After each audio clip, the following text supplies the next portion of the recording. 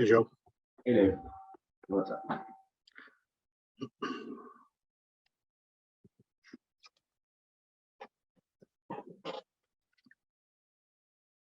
Yeah. Hey, Gail. Hello.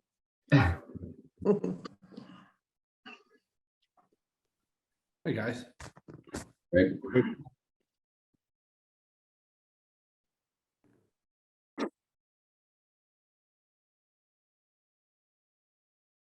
Hi, Mickey.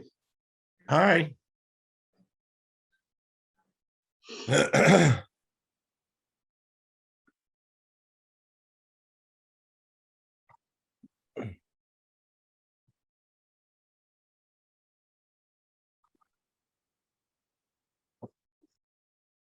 Okay, Tom's here.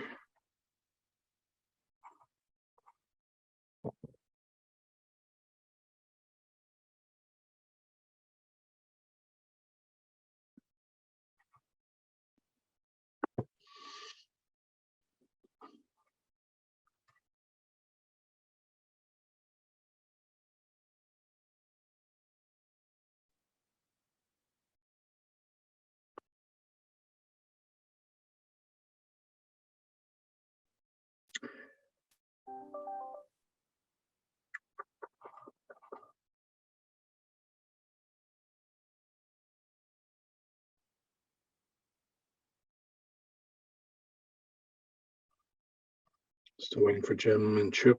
Jim might be on his, Jim's at the bottom here, I think. yeah, on his way. Yeah.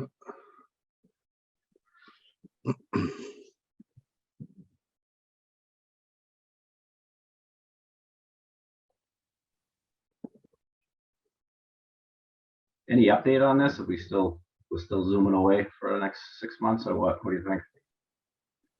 Well, the governor's orders extend through next December of 2023, but Oh, really? I don't know about them updating the conference room to be able to Oh, yeah, do yeah. sort of remote or hybrid kind of meetings. The room upstairs has it, Gail, but it's much smaller. Yes. Yeah. They really need to do the main conference room. I'm not sure why they haven't done it, but maybe November we'll have an article to appropriate some money. Yeah, Right. it can't be that hard. I don't know, but if they did, then we could perhaps entertain a hybrid kind of situation. And people could still dial in, but we could be in the room, and people could be in the room with us if they so choose. Couldn't we just do it like open to the public via Zoom, or no? We have to open it up to the public at the spot. You know what I'm saying? Do they have to have access to the building, the public, or can they just do it Zoom? You know how we have it open to the public via Zoom. I don't know. I guess it doesn't really matter. No, we wouldn't shut the door. It would be open. Yeah.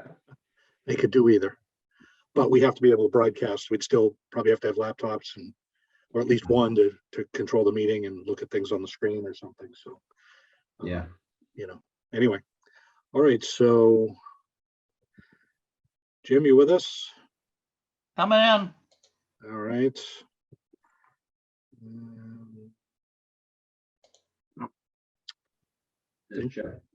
Chip is on his way. There he is, otherwise known as Janice. You're on mute.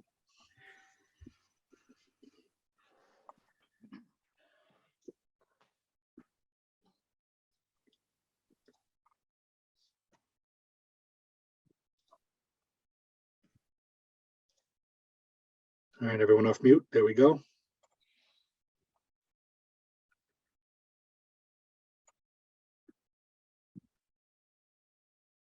Okay, everyone ready? Yep. All right, good evening, everyone. We'll call this Wakefield meeting to order. The Town of Wakefield Board of Appeals for Wednesday, October 26, 2022. Start with a roll call of members. So Jim McBain. Here. Chip Tarbell. Yes. Joe Pride. Here. Tom Lucy. Present. Mickey Feely. Here. Greg McIntosh. Present. Chairman Dave Hatfield is present. Okay, Joe, do you have the legal notice handy? Yes. Okay, and I am going to share that as I usually do. Please go ahead.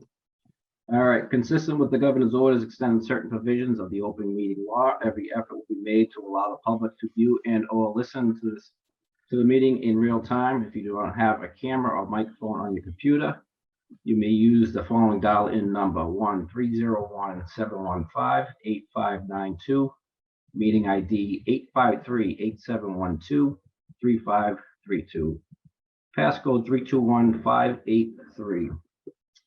Please only use dial-in or computer and not both, as audio feedback will distort the meeting. This meeting will be audio and video recorded in compliance with the Americans with Disabilities Act. This location is accessible to people with disabilities. Wakefield provides reasonable accommodations and or language assistance free of charge upon request.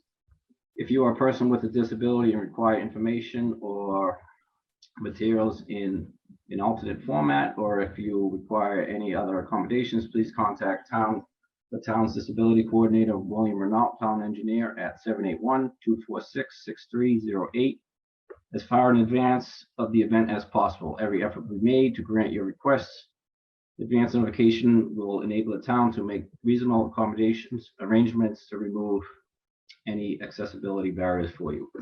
1, continued hearings. 2, 23-30, 1 Sylvan LLC application for a special permit under Article 4, Section 190-23 of the Wakefield zoning bylaws to allow a retail service establishment use. This property is shown on map 17, lot parcels 00B of the assessors map, and is located at 184 Water Street.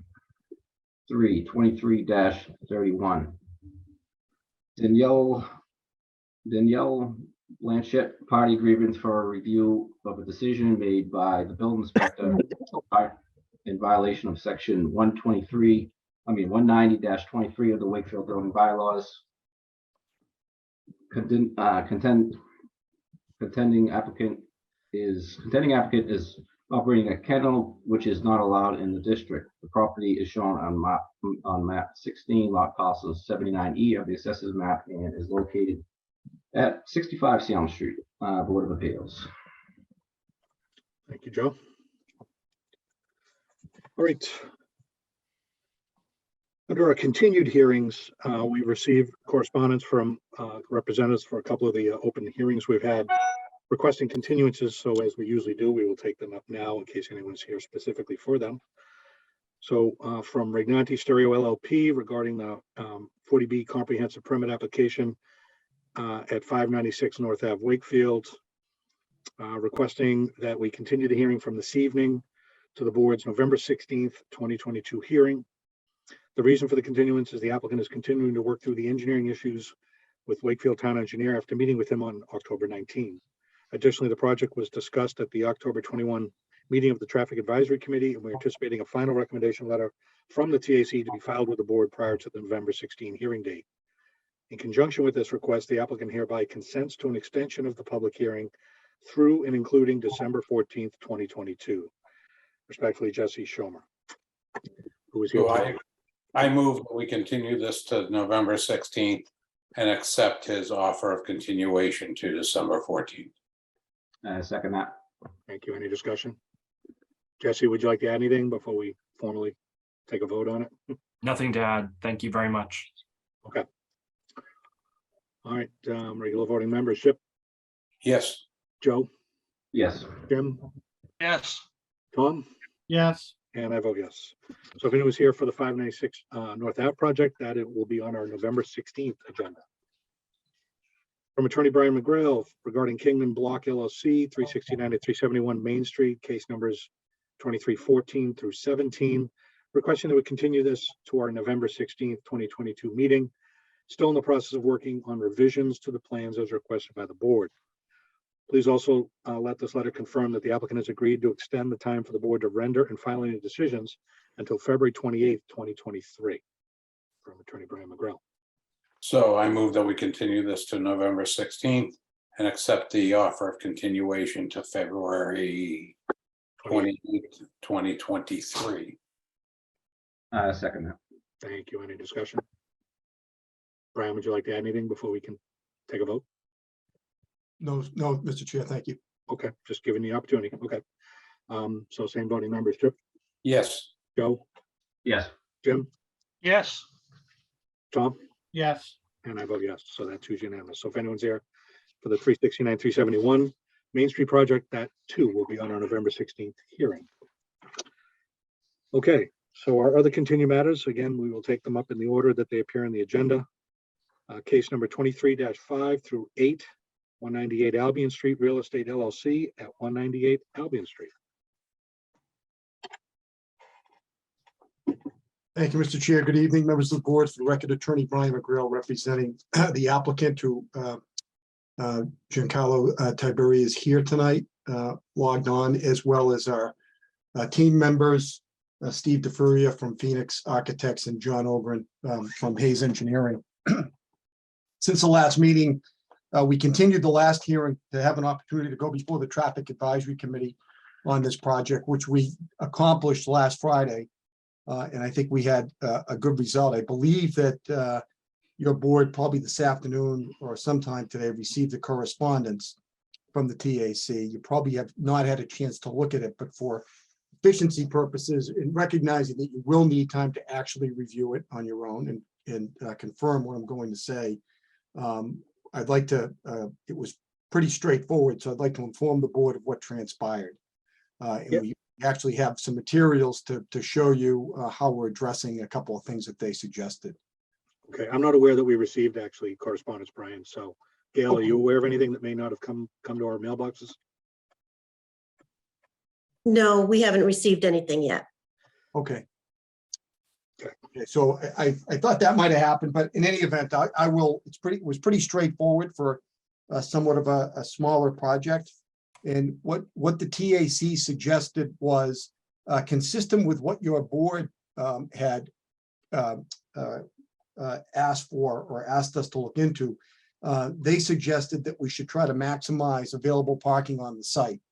And what they pointed out was that because 2 of the units of the 10 are 2-bedroom units, they saw an opportunity in a section of the lot where we could provide 2 tandem parking spaces to pick up 2 parking spaces that could perhaps be used with those 2-bedroom units and would get cars off of the road and really maximize the space. So we have a sketch to show you that. We actually thought that was a very good idea.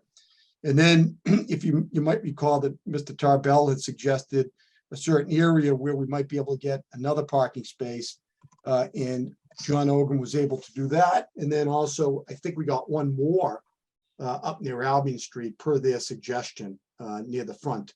So that was really their main issue. They had no other issues. They thought the site distance was fine. They're looking for a traffic mitigation contribution of $12,500. My client's fine with that, conveyed that to them. So that was basically it. So I'd like just John to kind of show you that plan. And again, I know you need to read the memo yourself, but in our effort to try to kind of push our site plans forward, we just want to see if you think that that's going in the right direction or if you would like something else. And John is also going to talk to you a little bit about lighting, because that's one of the issues that we want to kind of give you an idea of what we're thinking to get your feedback on lighting for the parking area. We talked a little bit about that at the last meeting. We're also in the process of hiring Jim Emanuel to do landscaping. We had not submitted a landscape plan because there's really not a lot of landscape opportunity on this site. But in talking to Giancarlo, he agrees that even though there's not a lot of opportunity for landscaping, there is some, especially at the intersection of Lake Street and Albion Street. And the way that this is going to be landscaped, as with a lot of projects, can make or break the project. So we think it's wise, and I'm sure your board will require it eventually anyways, that we have a landscape architect really spec in what they recommend as professionals on what should go there, what will thrive, what will survive. So we should have that for you at the next meeting in November. And lastly, at your meeting, Mr. McBain have requested that we take a look at the front of the building on Albion Street where that flex space is. We had a couple of windows there, and Jim thought that it might be better to remove those windows, fill them in with brick. So Steve is going to kind of go over that, how that looks for you to take a look at that to perhaps make a decision in that regard. But before I get to Steve, Mr. Chair, oh, and let me add one more thing. We're also, I spoke to the town engineer today. We're very close with addressing all their concerns on their comment letter. So I expect at the next meeting that we'll have a clear letter from them that all their comments have been addressed as far as drainage, et cetera. So with that said, if I could just first pass it to John. John, can you bring up kind of your sketch plan on what transpired from TAC and your thoughts on that? I certainly can. Thank Good you. evening. Hey, John. So yeah, as a result of the TAC meeting, as Brian outlined, they were looking to see if we couldn't get some additional parking spaces on the site. So we took a look at that, and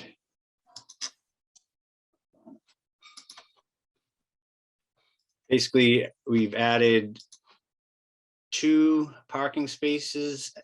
regular parking spaces and two tandem spaces. So one of the spaces, which has been mentioned, I believe by Chip earlier, was we had a parallel space here. We added another space behind that. The other space, regular space that was added, was out here near Albion Street. Before we had this setback, one space back further away from Albion Street. So we've added two spaces there. And then the other two spaces that we added was tandem spaces, kind of extending these two spaces in the back. These spaces are a little shorter, more like a compact type space, and they're 9 feet by 16.5 feet. And I think the idea was, and Brian kind of alluded to this, that there's two bedrooms apartments in this proposed building, and they could be utilized by those units, and then they would be able to move out and if they had to. So in terms of parking count, going through and including the tandem spaces, we're now up to 21 parking spaces on the site. Previously, we had 17 parking spaces. I think that pretty much, the one other thing that the TAC did mention was they were talked about a bicycle rack. And so we took a look at that, and it looked like we were able to get space for 3 bikes back in this area here. And I think the idea was that these bikes would be more geared towards the occupants of the building itself. That's why they weren't put out right out on the streetscape. And that pretty much sums up those changes that were done based on the TAC comment. I don't know if the board has any questions about these. No, that looks good. I mean, it's always good to find more opportunities for parking. And the bike rack certainly a nice add. Would the thought be for the tandem spaces to be assigned to the 2-bedroom, which is kind of, you should use them. I mean, there's not a lot of units there, so assigning spaces might not make sense, but just, or is it just, thinking it'd be logical thought, the 2-bedroom places would use those? Just, Yeah, to answer that, Greg, I think we thought it would be logical. yeah, okay. Yeah, we don't want to assign because one of the 2 bedrooms might only have 1 car. Yeah, good point. And, Okay. and the TAC thought, it might be an opportunity even in snow, bad weather, just to kind of get cars off of the road, a place to put a car. Okay. Yeah.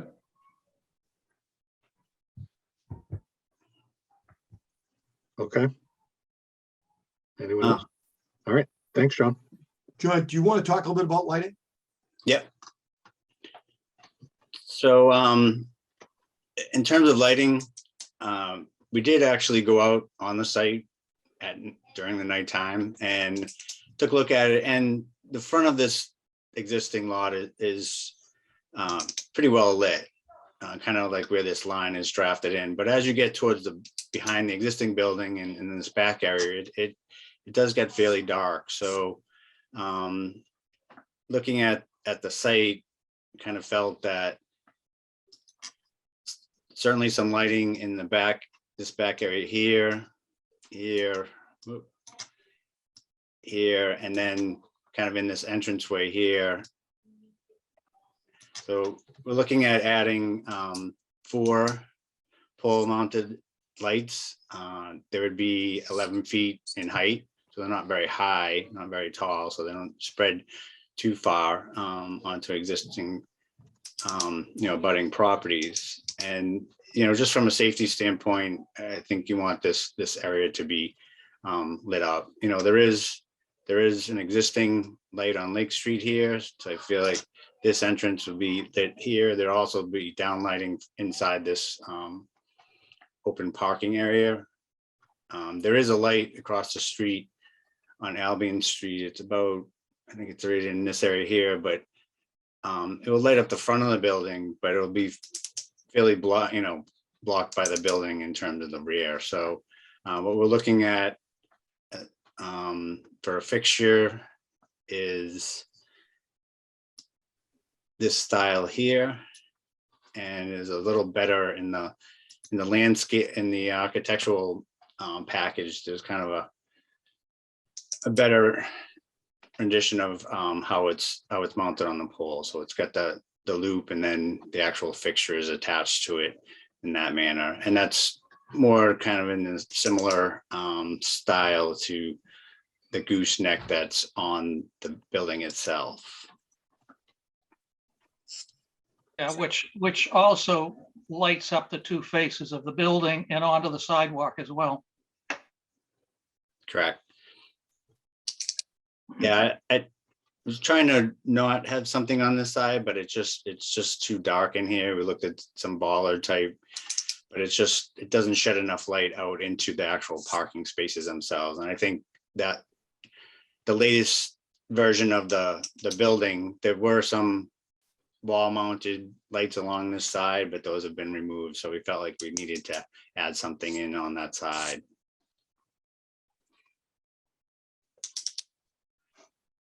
Looks good. Sure. So the architecturals that you sent, Brian, had the spec that John just showed, but it didn't have these plans. No, these were, we'll submit these, but these weren't submitted, and we didn't want to formalize them, but because they weren't, timely, but they were just really for discussion purposes tonight. So we just wanted to make sure that from the board's perspective, we were going in the right direction when we updated our plans. Okay, board members, you feel like they're headed in the right direction? I do, but if we all agree, then yeah, we'll want to get a couple of these for our records, obviously. I agree with you, Dave. I'm good. Good. Okay, Great. So Dave, do you want, since he's been presented, I'll send them to you. John, can you email those to me tonight, both of them? I think I have one, but not the lighting one. Yeah, Okay. I will. And I don't, so I'm gonna go on to Steve. Steve, does your updated architectural plans that you provided me on Friday have that parking lot light, or was that something you and John added since Friday? It does, yeah. So it has the sheet on there. I think John's is a little bit more in depth of the actual light spec within the Pima pendant. Okay, but but the fixture is already on your plan. Yeah. Okay. And we've been working with John just to elaborate on the plans. We've been working with John over the last couple of days, just correlating the architecturals and the lighting on the building with the parking lot lighting, and just making sure that everything was cohesive. So Great. So with that said, Mr. Chair, if I could have Steve present with your permission, the updated elevation on the building that was requested by Mr. McBain. sure. So just to be clear, the site plan that I have on record is from the end of August, so several pages show the parking layout and all that. So we'll get an updated site plan. Yeah. It'll show the new parking. It'll include the photometrics plan, right? Yes. Okay. Yep. All right, we'll look for that. Thank you. Yep. Okay. Yep. Steve, please go ahead. for the record, Steve DeFerio representing Phoenix Architects. Since the last meeting in terms of floor plan, again, same layout with retail on the first floor, units up above. What we started to look at and we got some comments on from the last meeting was, trying to investigate ways that if we start to bring the brick facade down onto the first floor level, how does that start to work? And we looked at a couple different options with Jim on, does this banding start to come across and we infill with the brick? do we scrap the brick idea of bringing it down entirely and start to bring over this larger picture window into that flex space? But I think between all groups, what we came up with was carrying the same cadence of the windows from the residential area, bringing that down to the ground floor, and then letting the brick carry all the way down and breaking that banding. So what we're doing is bringing some of the residential architecture on the upper floors down to the lower floors. I think what was lacking from the previous version was and it becomes more apparent on the graphic. But the front door and the entry into the retail, we felt just started to get a little bit lost. We were changing out some windows, but in terms of materials and the banding, it started to blend together. So with this cap of that banding on the ground floor, it allows us to kind of anchor the front door into the building. Similar to last time over on the retail side, still keeping those gooseneck pendants.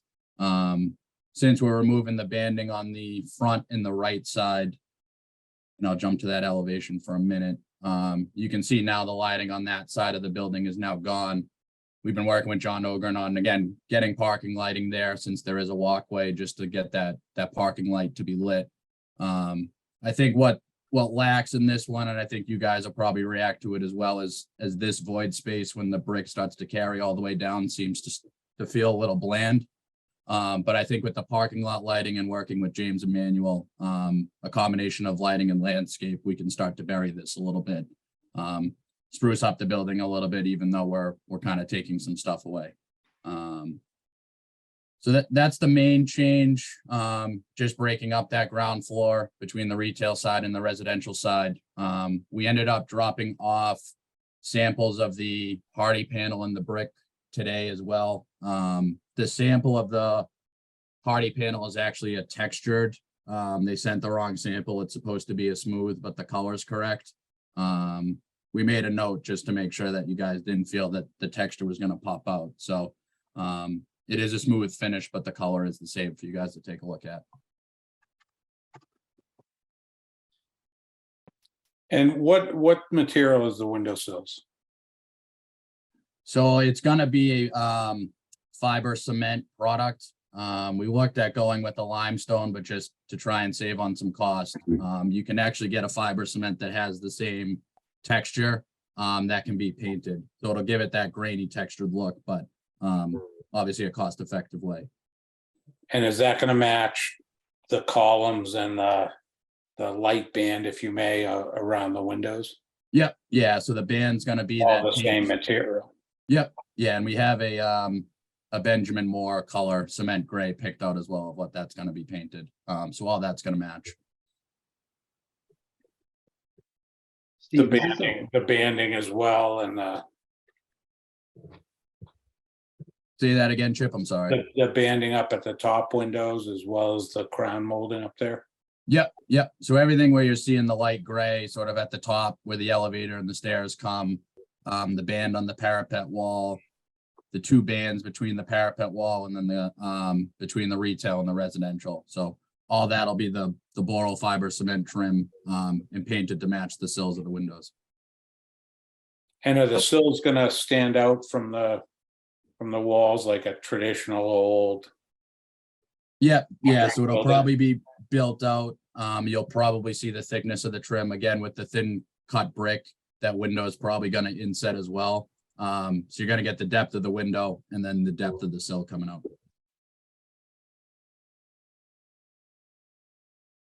So this pulls this together a lot better in my mind. It also gives more accent to the entry into the commercial space and really defines where the housing part of it is. And if you went into Boston or any place that has these sort of buildings, basically, if there's only commercial in one section, then the commercial gets accented such as this, and the rest of the building is a brick building.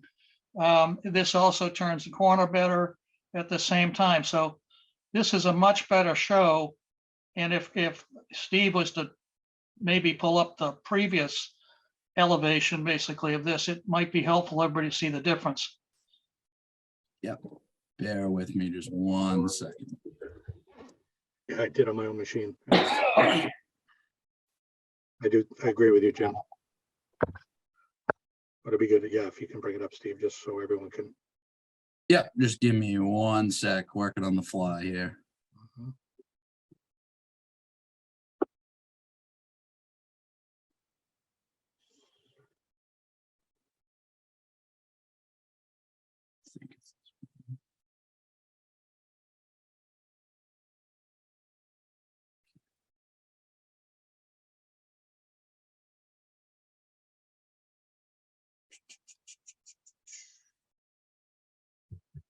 All right, can you guys see that now?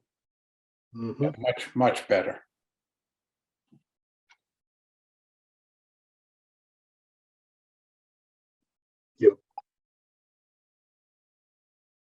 Just a quick question for you, Steve. Maybe it's for John.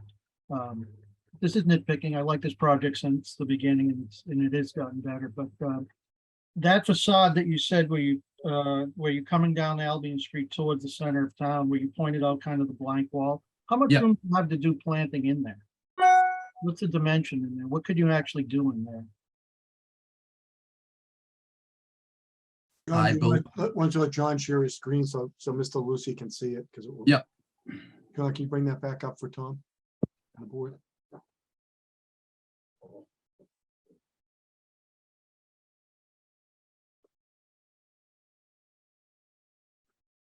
You're on mute, John. Yeah, hold on. There we go. I don't know, wasn't letting me share.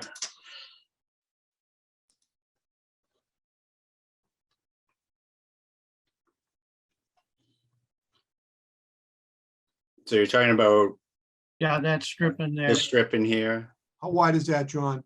It's about 7.5 feet here and it winds out probably, 8 or 9 feet. It would be good to have something in front of that blank wall, though. In my opinion. Yeah, Yeah. so at 7.5 feet, you can get a pretty good sized tree in there. Chip, any suggestions for Jim Emanuel on that? Because we're gonna be. Something columnar, something narrow and tight. Hornbeam is nice. He'll come up with something. But something that will grow to 20, 30 feet, but not start A, disrupting the sidewalk, and B, scraping down. You can probably put 2, maybe 3 trees along that side. Certainly get one in where the blank area is. You got a light fixture in there too. Yeah, so. Yeah, that's further down here. And it also doesn't necessarily need to be right in that space, right? If you're just trying to mask it, I know there's a little less room across the way, but also next to the handicap parking spot, just so people aren't coming down the street seeing it. You can probably put something a little bit wider with next to the parking spot, right? I mean, it doesn't have to be right against the building. You're just trying to mask it. Yeah, I think Emmanuel can Yeah. find some creative ways to take care of Tom's concern. John, when you deal with Jim tomorrow, could you convey that to him, please? Yeah, I'll touch base with James. Okay, thank you.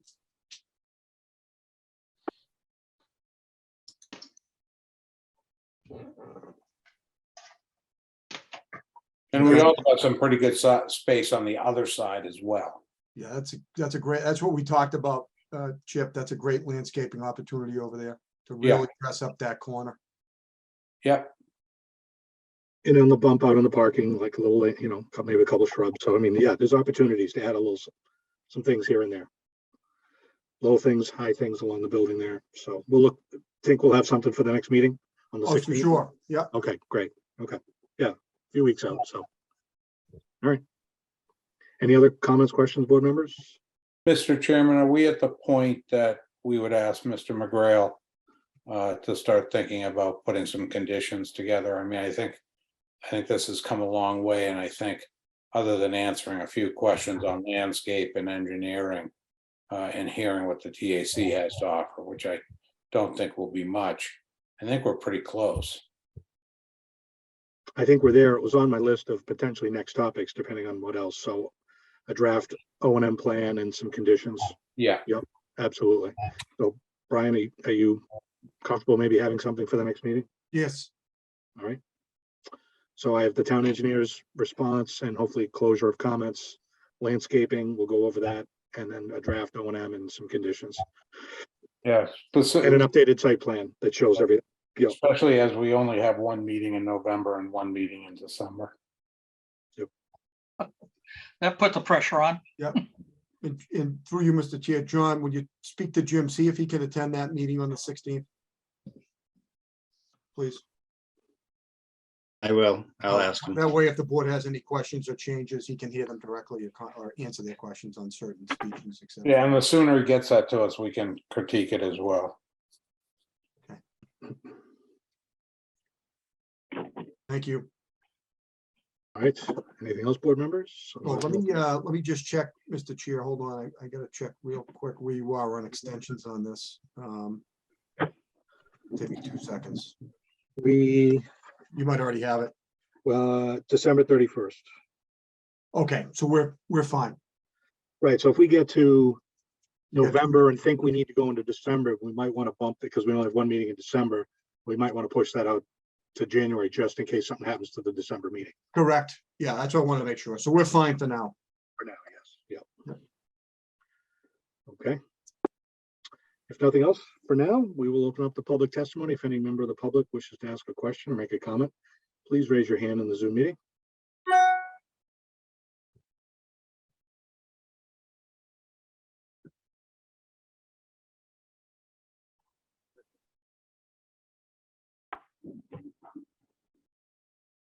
Seeing no hands being raised, I will close up the public testimony for the evening. I move that we continue this hearing to November 16th. Second that. Any discussion on the motion?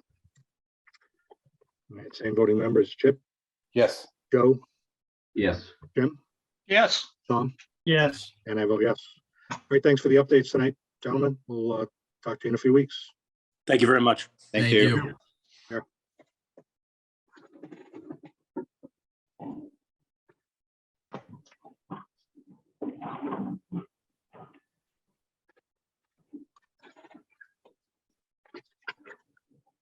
All right, our next continued hearing, moving right along, 23-22, 23 and 24, One Sylvan LLC at 184 Water Street. Thank you, Mr. Chair. Again, for the record, Attorney Brian McGrail here on behalf of the applicant at 184 Water Street. Severio Falcinetti is here, and also Rod Passione, who's our architect. This project also was fortunate to get on the TAC agenda for last Friday and had a similar, I would say, positive result as 198 Albion Street did.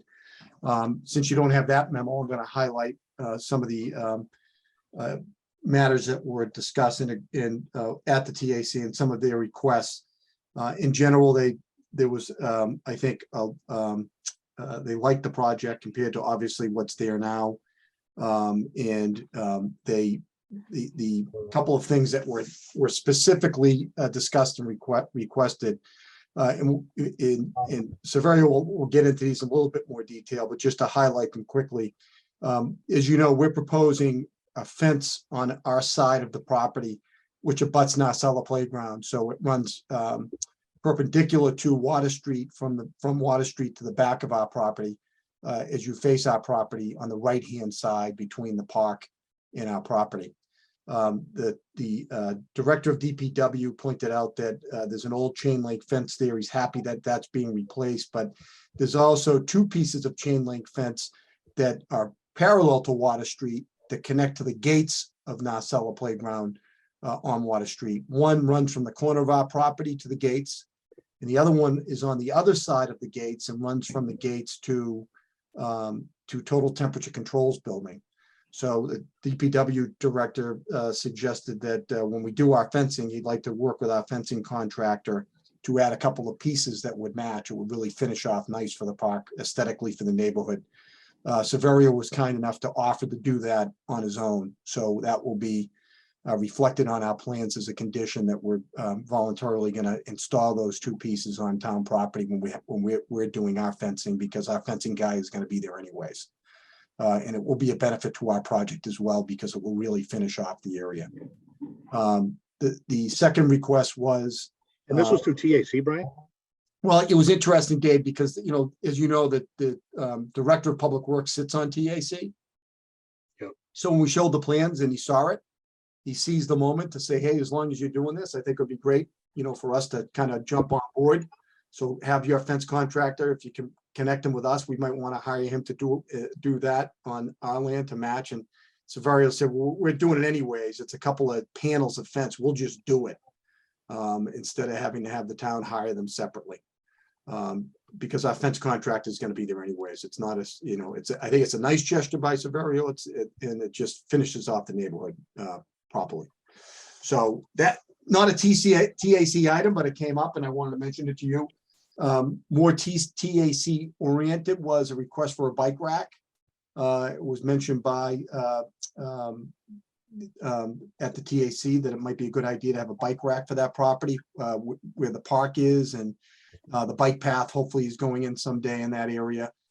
So we said we would just make it part of our contribution. We all agreed that it would be better to put the bike rack on the park area instead of on our property, because kids and parents that might go to the park would want to use it for the park, and they could walk over to the cafe. So we've agreed that if it's acceptable to the board and you deem it an appropriate condition, that would be part of our contribution. And finally, one of the suggestions was where there's a lot of kids in the neighborhood with the playground that, they have to cross Water Street. We're making enhancements, as you know, by adding a sidewalk on Melvin Street that connects the playground, so that, little leaguers don't have to walk in the middle of Melvin Street to get to the park. There'll now be a sidewalk with connectivity to Water Street sidewalk. But it was discussed that, it's kind of a dangerous street to, it's just it's a challenging street, I should say, for families in the area that want to get to the park, to kids. So the town engineer have requested if we would consider doing one of the flashing buttons at the crosswalk that is going to be that the town is upgrading in that area.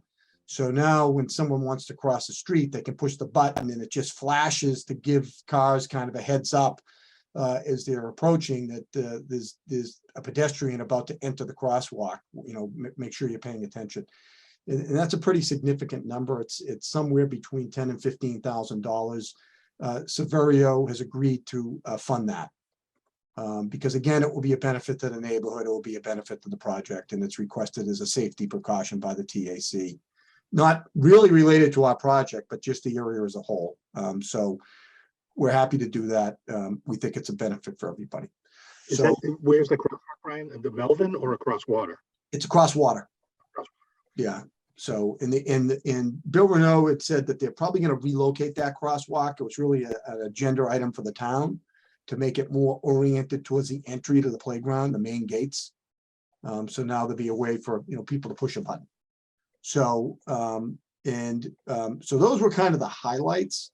And I'm going to and then there was a couple of other things on where we stand with maybe architectural stuff, et cetera. So I am going to share my screen at this point, if I may, which I already took the liberty to do. And Severio, I've got this up. I'm going to kind of let you hop in here if you wouldn't mind, and kind of carry it forward. Sure. Yeah, for sure. So obviously this thing has been, well, I should say, sorry, Severio Fulciniti for the record on behalf of One Sylvan. So this thing's been moving along pretty smoothly, I think. So I think tonight's just more of a progress check, if anything. Brian, can you flip to the next slide there for me? So just kind of running through what we've already covered at this point. So on the civil side, obviously we've done site plan, parking, turning radius. We've gone over EV charging, trash removal, snow removal. We talked about landscape design. We had our landscape designer on the last call, and obviously we've gone through the patio, and we talked a little bit about the screening, and I'll talk about that in a little bit more detail tonight. But in terms of the patio request to just formalize the plans, the last set that we submitted had the more formal diagrams, the construction set in there. Nothing has changed from our last call. It's the same material, the Teco block, Linnea, but we've just kind of formalized the plan a bit. On the architectural side, we've gone through finishes and material selection, the request for window and wall sections. We've covered signage, both retail and building, as well as illumination. And then on the rooftop plan last call, we drilled down a little bit, I'd say, on access mechanical screening and ventilation, including for the food use. Lastly, we also talked about the retail and food use impact, the outdoor seating and all that good stuff. So that's kind of where we're at so far. And then that next slide for me, Brian. In terms of municipal feedback, obviously, as Brian mentioned, at a high level, we did our TAC last Friday, and we've got some feedback from Bill Renault. At this point, we are supplying the fence panel, so we're going to take care of that for Nizella, and I'll show you exactly where those are on the next slide. But we are also providing contribution for the bike rack. There was mention, if we could consider putting a bike rack on our lot. I kind of suggested the idea of donating one to the park. Unfortunately, we didn't have room to place one. We would have actually done that early on. That was one of the things I was trying to do, but unfortunately, we're a little bit tight on space. So in total, we'll be doing a bike rack, we'll be doing the fencing, and we'll be doing that contribution of $15,000. The bike rack is included in that 15. In terms of Wakefield Light and Gas, we've addressed all outstanding items with them. Same with the fire department. We did end up adding a fire hydrant on Melvin. And then in terms of DPW, we're kind of in the final stages there. We've got literally 3 items left that Alan and Major are going back and forth on, all minor stuff, all relative to grading. And I think a couple more days and that'll be buttoned up. Brian, if you could, the next one. So these are those 2 fence panels that Brian mentioned. Basically, we're just going to wrap that fence right along on the left side there, and then on the right side of the opening. For the sake of just going through the numbers, we did try. I know Jim had mentioned looking at that hedging system. So I actually went through the exercise, and I included it in the folder that we submitted. It just wasn't economically viable. We don't have enough room for actual planting beds. So our landscape designer, our architect, had suggested maybe some screen systems. I included 2 in the folder that we sent along. Unfortunately, just the material, like the actual screening systems before install, just the actual systems were ranging somewhere around the $50,000 to $60,000 range. That's before labor, planting, everything else. It was like near $100,000. So we just couldn't do it on this one. But we have stuck with that tan colored fence that we suggested from the beginning. And I did update the renderings as well, just so you'd have them in the folder. But it'll work out nicely. And it was at their suggestion at the last meeting that it would actually work out better to have fence so that we could just kind of wrap it around that corner. So I think it played out nicely. So we'll take care of that as well. So that's pretty much it for. One of my statements on the fencing would be that I think you're doing a 6 foot along the side of your property, right?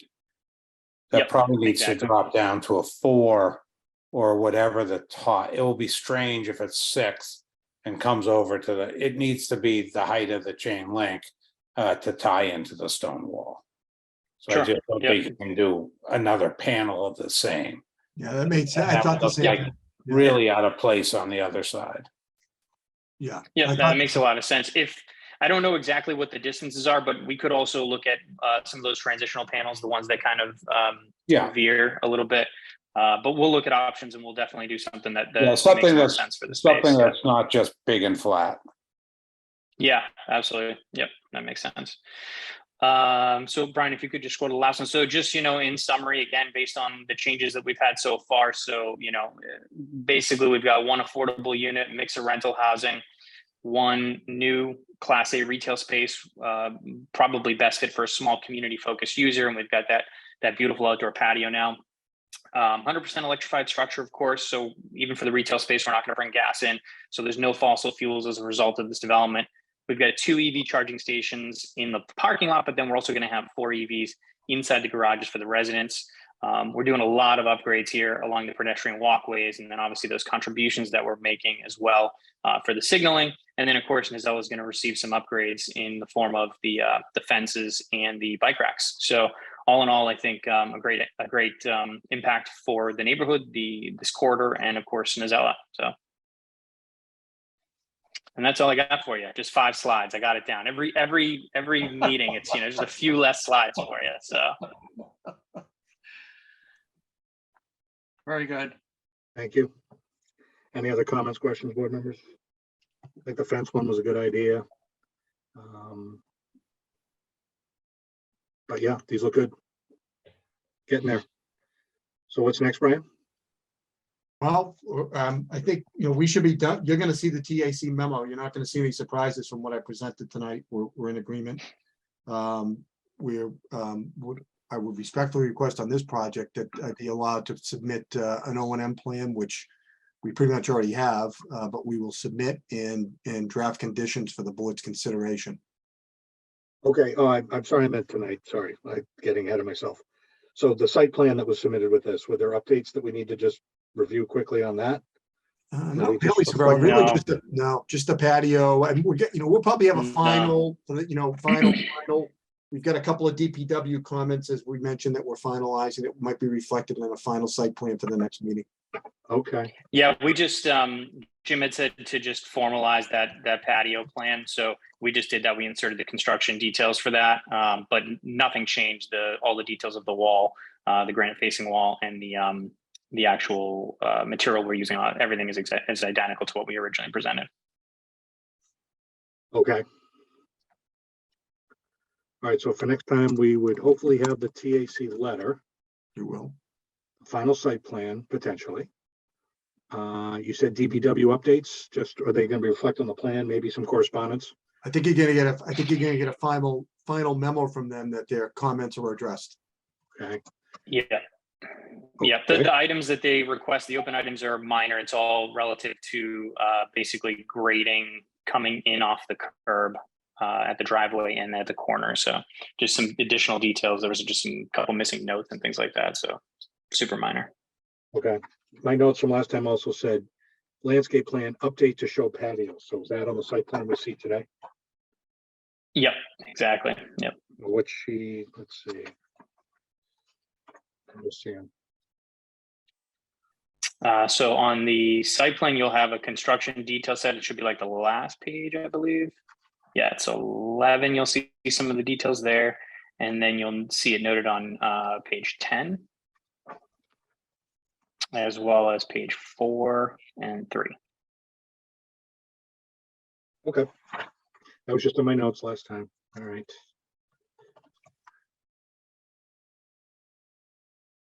And what else did I have next? Materials, paving and walls. So materials. Specs that show all the materials, For the building facade, everything. yep, that was all in the original set. How What about are the pavers for the patio, Severo? That's what the Paving and wall, yeah, paving and wall specifically were my notes. Yeah.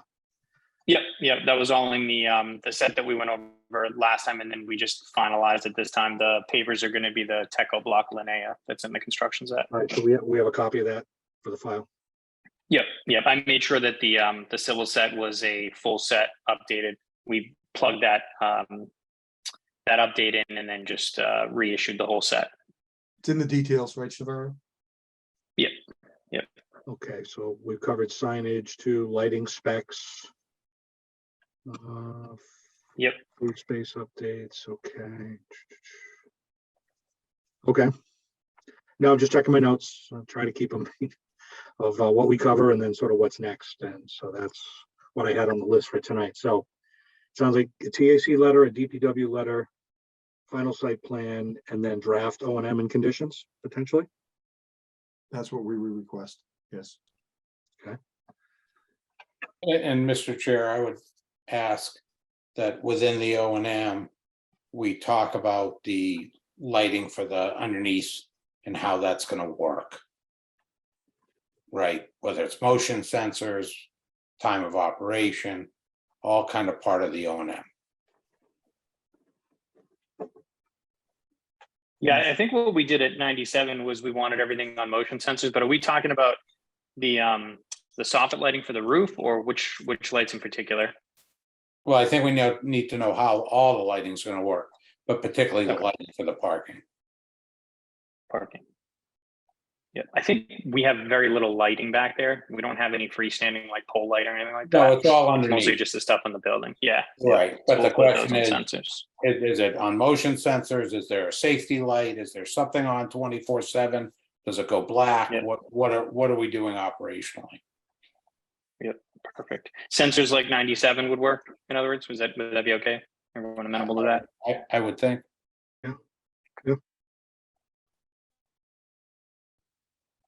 Okay, anything else, board members? Okay, and Brian, we covered it up front. This is also extended, or do we already say that up front? December 31st, so. No, did you just confirm that, Mr. Chair? Yeah, I have a letter 184 from the last meeting, extended to December 31st. So again, we're okay for now, but we'll see where we are at the next meeting. If we need to continue it further, or we think we're ready to, proceed to a vote potentially. So we'll see. We'll see where we are. Yeah, and just so, just for the record, one of your new hearings tonight, I'd like to consolidate that. That was the application that I had to clean something up that I had talked to town council and he thought we should apply for that. So. Right, you want to just restate that, just so everyone's aware that was one of the new hearings that was right into the. legal Yeah, notice. so where this is a mixed use, where there's a retail service establishment component in an industrial district requires a special permit of its own. So I talked to town council. He said, well, you could, I think you're in a good position that your special permit for the mixed use would cover that use because it's all part of one use.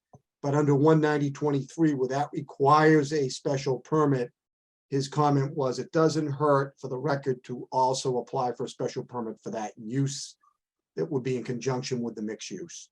So just to make sure that, for financing purposes, if anyone questions that it was ever needed, we wanted to apply for it. And that was the recommendation of town council. I usually take his recommendations to heart. So that's what we did. So whenever we vote on this, we'll vote on both. Correct. But Well, I didn't it'll want be to leave, full. I didn't want to leave tonight and have you see that on your agenda and saying, what's this about that, so that hearing technically would need to be continued to the next meeting also. Don't we have to open that hearing? Yeah, that could be that could be a good start. Yeah. Well, I probably should state. Help us continue something we haven't opened. Right. Point well taken. You could do that right now if you want to. Yeah, I probably should have stated when we can open this continued hearing is to say, let's officially open the one that's related to it. But yeah, so the case is 22-30, 1 Sylvan LLC, and it is an application for a special permit for the retail service establishment. So in light of what we discussed and the plans we saw updated, I would state for the record that hearing too is now open and part of these continued hearings. But yeah, eventually, if assuming it comes to a vote, there are now 4 separate applications to be considered, board members. The 3 that were existing, and now this new one. Thank you, Mr. Chair. Very well stated. Thank you. Mm-hmm. And thank you for keeping us honest. We didn't want you to leave and then have this one hanging out there. So That would have been when I woke up at 3 a.m. going, gee, I wonder what they did with that. So I'm glad we remembered it. Thank you. all right. All right, with that, I'll open up the public testimony. If anyone has a comment or question about this project and the information we've heard tonight, please raise your hand in the Zoom meeting.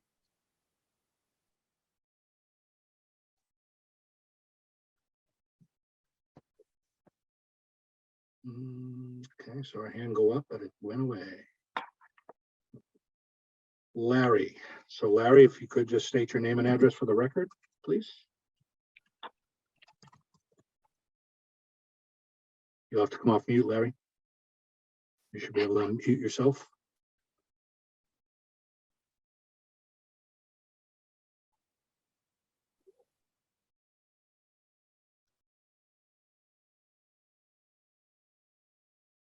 Gonna be unmuted. Can you hear me now? I can. Okay, I had the same trouble the last time.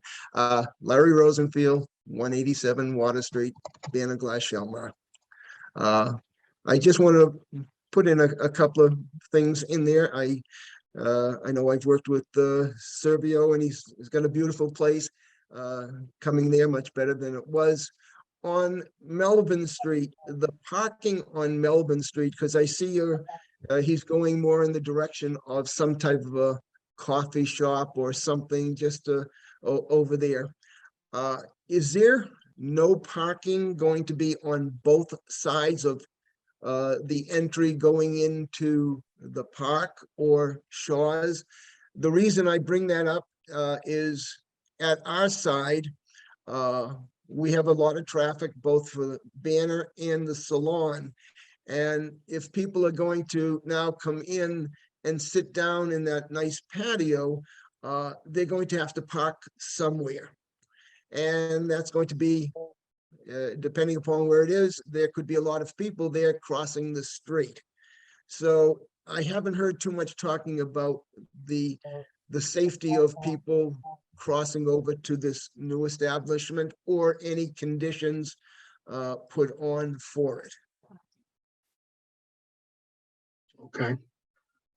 Brian, Well, just to something you can- clarify, yeah, so. just to clarify, Larry, you talking about crossing from your side and going over and vice versa on crossing on Water Street? Yes, once they cross over, or if, where are they going to park? On Water Street, there's only parking on where Banner is. There's no parking any longer on the Narcella side. That was taken away years ago.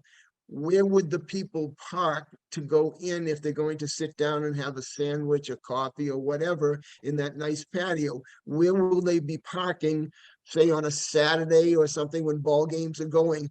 Where on that side of Shaw's and Servio's entrance, is there no parking on both sides? I think they, So, go ahead, sir. oh, sorry. No, you go Sorry, ahead. Brian, you mind if I take- Yeah, so Larry, if I understood your question correctly, I think what you're asking is, or maybe what your concern is if folks who are coming to our property decide that they want to pull off on your side and maybe park there and then cross the street. I think, to be honest with you, I don't foresee that being as much of an issue, only because it probably makes a lot more sense to park behind our building or take advantage of Nacella. What I will tell you, though, additionally, and what you may have heard during the first hearing, is that the folks at Cardillo Industrial are actually working with us to arrange some overflow parking as well. They have about, well, let's say they have a lot of space back there. And so they've offered some support in the event that we do pursue. Yep. I have In talked the to, event that we do pursue that, they have suggested that they'd be willing to help us out. But what I would generally say is that it probably makes more sense just from a user standpoint to park behind us and jump onto Melvin than park near your side and then, you know, make that trek across the street. I would just think from a common sense standpoint. In terms of what we've got against the building, there's roughly, let's call it 70 feet or so. For the sake of, you know, visibility and safety, I don't see it being realistic for anybody to park there. Yeah, and if I can just add to what it was discussed at the traffic advisory, that the use that's going to go there, you know, it's not designed to be a destination point. I don't think you can have people driving there to park to go to this cafe that has like 12 seats on the outside patio. The design of this is really to work with the park. So, you know, people that are going to frequent this place are going to be at the park. That's why, you know, and they're going to walk over to maybe, well, the kids at a ball game to say, hey, let's go here or grab something and sit outside. Or so it's going to really be kind of a walkable place. It's going to work with the park. Hence all of the contributions that we're doing to the park with the bike rack and in the pedestrian improvements to really increase the pedestrian activity in the area, not the motor vehicle activity in the area. I understand what you're saying, Brian, and I hope down the road that there won't be a problem, but I am concerned about that. And I just want the board to be addressing this or discussing it. If you come by our place on Saturdays, I mean, that whole sidewalk is completely full from side to side. We've had to make inside parking for our trucks and everything. But I just want the board to be very concerned about this and to, if we have problems, to be able to address it or whatever the case may be in conditions or something. That's, you know, it's a beautiful building and it's making a lot nicer in the neighborhood, but I'm very concerned about parking. Larry, just a thought. I don't know if it's helpful at all, but given that the folks next door have been so supportive to our project, it sounds like, and you know, this just might be my perception at least, that you might have insufficient parking for your use currently, and that obviously that's a bit of a concern for you if someone new comes into the neighborhood. And I understand that, you know, you've got a business to run. Perhaps maybe it would make sense. I'm sorry, just a moment. it might make sense to maybe connect with them and see if they're willing to maybe arrange a similar situation, since they have a great deal of land there. You know, maybe you can work something out with them for your employees and your customers. I don't know. Maybe, I don't know if that's helpful at all. We're gonna be parking up on Water Street further up, and across the street, that's gonna be a real estate office, and we've already talked with them. I mean, it's not our employees so much as it is our customers coming in. Our employees, we can handle that. But the biggest thing is I'm concerned about people crossing the street, and a lot of the parking, where will they park if they come into you? So, and I don't mean to degrade the situation, because it's a beautiful building that you're putting up, and I wish there were more parking in the back, in those parking spots, that they could pull into the back and park right by there. So Brian, this is Greg. Just to be clear, we have discussed parking and they meet the parking bylaw, right? I looked back, I couldn't find it quick enough, but if I recall, we meet the number here, right? We do. Yes. So Yeah, we're not I looking for any understand the relief. concern, but there isn't any relief or anything being given. And as far as crossing the street, I think we heard about the flasher and stuff too. So there is, we have Yeah, and I discussed think it. our As a traffic board, we- memo also addressed. Sorry, I didn't mean to interrupt you. Yeah, Greg. no, just saying, Our traffic as a study board, it did- has been discussed, so it's not like we, you know, it hasn't been thought through. Let me point out something else. When the storage building went in, at least on Water Street, they gained at least 2 to 3 spaces on the street that didn't exist previous to that. And on top of that, on Valley Street, there were 3 spaces, I think, that were provided for staff that were working basically within the glass company, Banner. So, you know, that last project provided extra space that they didn't have before. And at this point, basically, it was designed with that intent in mind. So there might be a safety issue, but that's TAC. They've already indicated what they want to do to get people across the street. But as far as Banner's business, they've got more space than they had before. So Unfortunately, Bill, that I understand what you're saying, and Brian worked diligently to get those 3 parking spots. But unfortunately, the people who live in there now, in the morning when we come in, they're parking in there. But that, you know, we won't go into that at that point. But I just wanted to make my concerns known and leave it like that. Okay. If I can Thank just you. add through you, Mr. Chair, Larry, what maybe to make you feel even more comfortable, you know, the main use that's gonna happen there is gonna be Saturday in the afternoon and Sunday, and I think you close at noontime on Saturday and you're not Correct. open on Sunday. So I mean, that's the heavy usage of the park, and you close at 5 o'clock, so the Little League games don't start until 6. So I think when you look at how this works in sync in the neighborhood with your uses, it might actually, you know, live very well together, work well together from a peak standpoint, if you will. Okay. That's what we're hoping will go. So I just want to bring up. And as Severio said, Larry, we will stay in touch with you as this whole, you know, as it opens. You know, we're not, Severio's not, this is not, you're going to keep this building, Severio. This is an investment for you. So you're going to become part of this neighborhood. And, you know, if issues arise, you're going to keep a line of open communication with Mr. Rosenfield, right?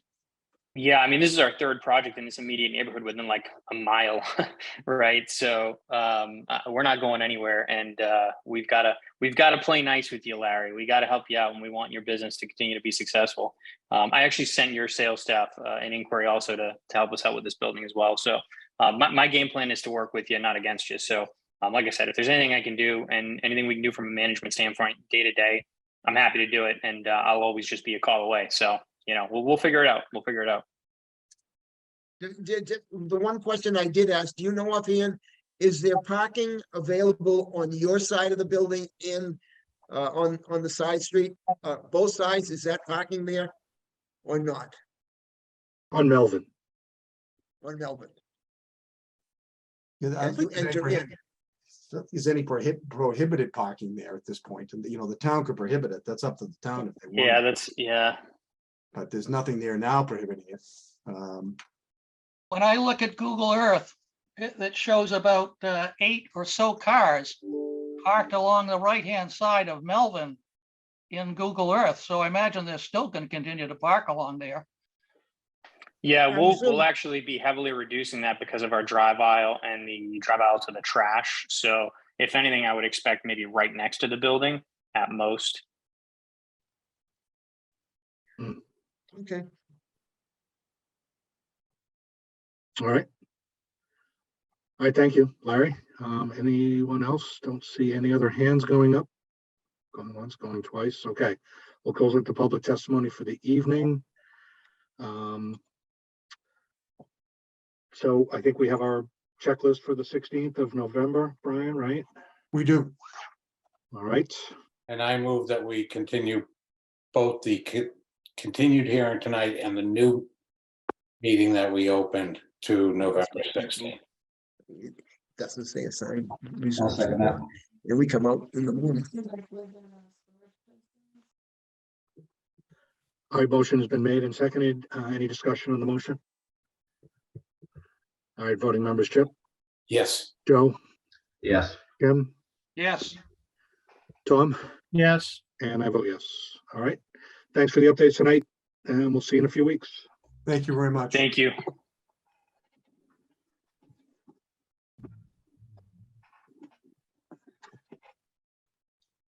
Brian, are you on the other matter? No, I think I'm done. Okay, 979 Main Street, that's not you, okay. No, No, okay, I just want to see, because if you were, we would jump to it and then you could nope. log off, but, okay, no, just checking. Thank you. Mhm. Have a good night then. You too. Thank you very much.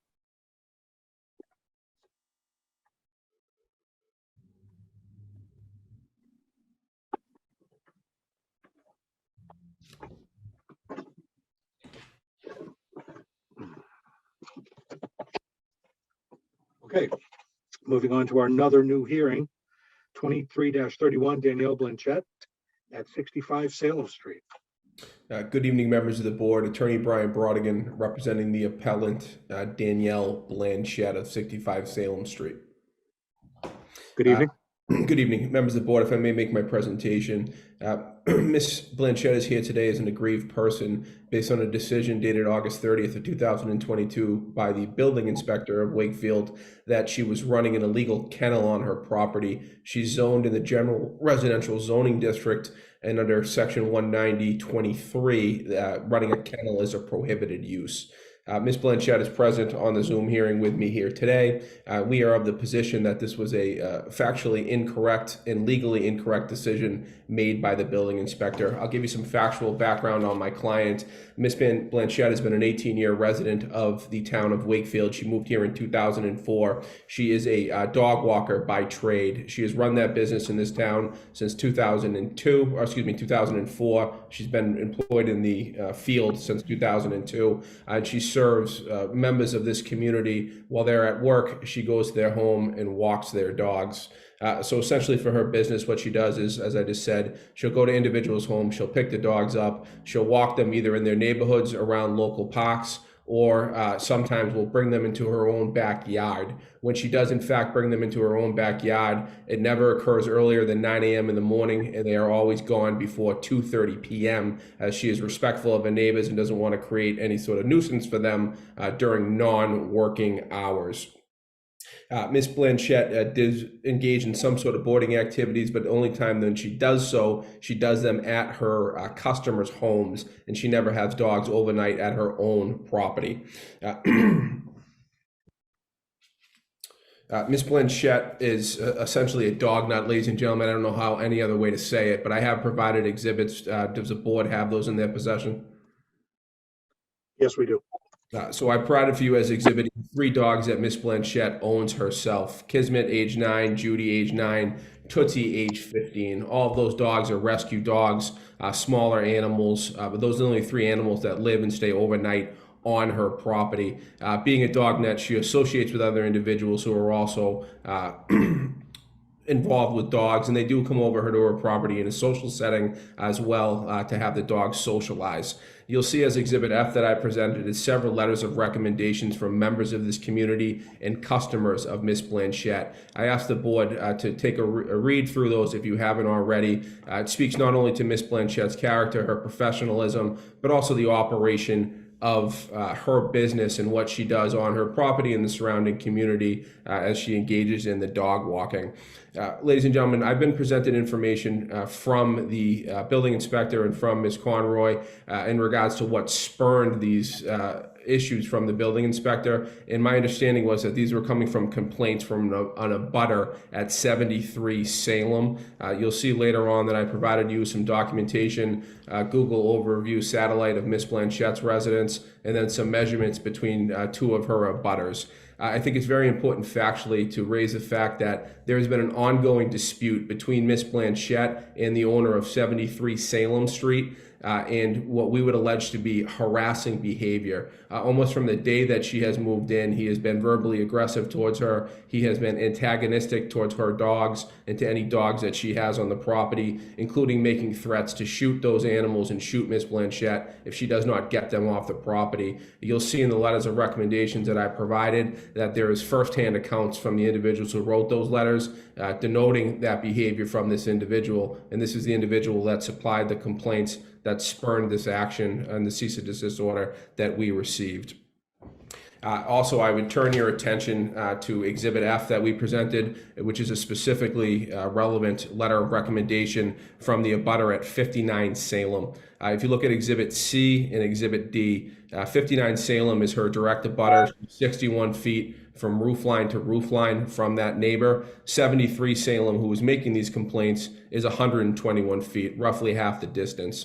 The individual owner at 59 Salem Street has provided you with a letter which I separated in my submission package, which states that essentially Miss Blanchette is the ideal neighbor, that she's never had a problem with her animals and never been irritated by any barking or noise whatsoever.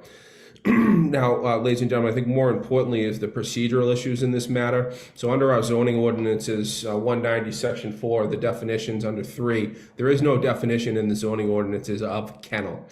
In section 3 of 109.4 specifically says that when we don't have a term defined, we have to turn to the Mass Building Code. There's obviously no definition of kennel in the Mass Building Code. When we don't have the Mass Building Code, we move to Webster's Dictionary, which I did supply to you, but I would suggest that's probably not relevant based on a later determination. But even Webster's Dictionary defines kennel as a boarding institution. Boarding by its own right is an overnight long-term stay. When there is a regulated use and there's not defined the industry, what the zoning ordinances call for us to do is look at the Standard Industrial Classification Manual. Standard Industrial Classification Manual, the SIC manual, was substituted by the North American Industrial Classification System in 1997. They do specifically define the word kennel in those standards. I provided those definitions to this board in Exhibits H and I under the NAIC code 812910. It specifically lists pet services and kennel boarding of pets. My Exhibit I gives you the code definitions for the NAIC, and the boarding of a pet or the kennel is defined as providing temporary overnight care. That's not what is occurring here, ladies and gentlemen. And that's the definition that we have to rely on. Even under the old SIC, there is a definition under 0752 of animal services, but it has that same caveat of boarding or the overnight requirement. That is not what Miss Blanchette is doing. She's operating a dog walking business that occasionally utilizes her backyard to service that in short periods of time and never during non-working hours. She's an exemplary member of the community. There's never been a complaint about her business. There's never been a complaint about a dog under her care. This is a neighbor who has a problem with Ms. Blanchette, who is creating issues. Without legal justification, the building inspector issued this cease and desist order. And I can understand that with a lack of definition of kennel. But I think if we go through the process of the zoning ordinances and the certain standards that we have to abide by, this is not a kennel that she's running. She's running a dog walking service. It's a benefit to this community. It's not a hindrance. And I'd ask that you reverse the decision that the building inspector made.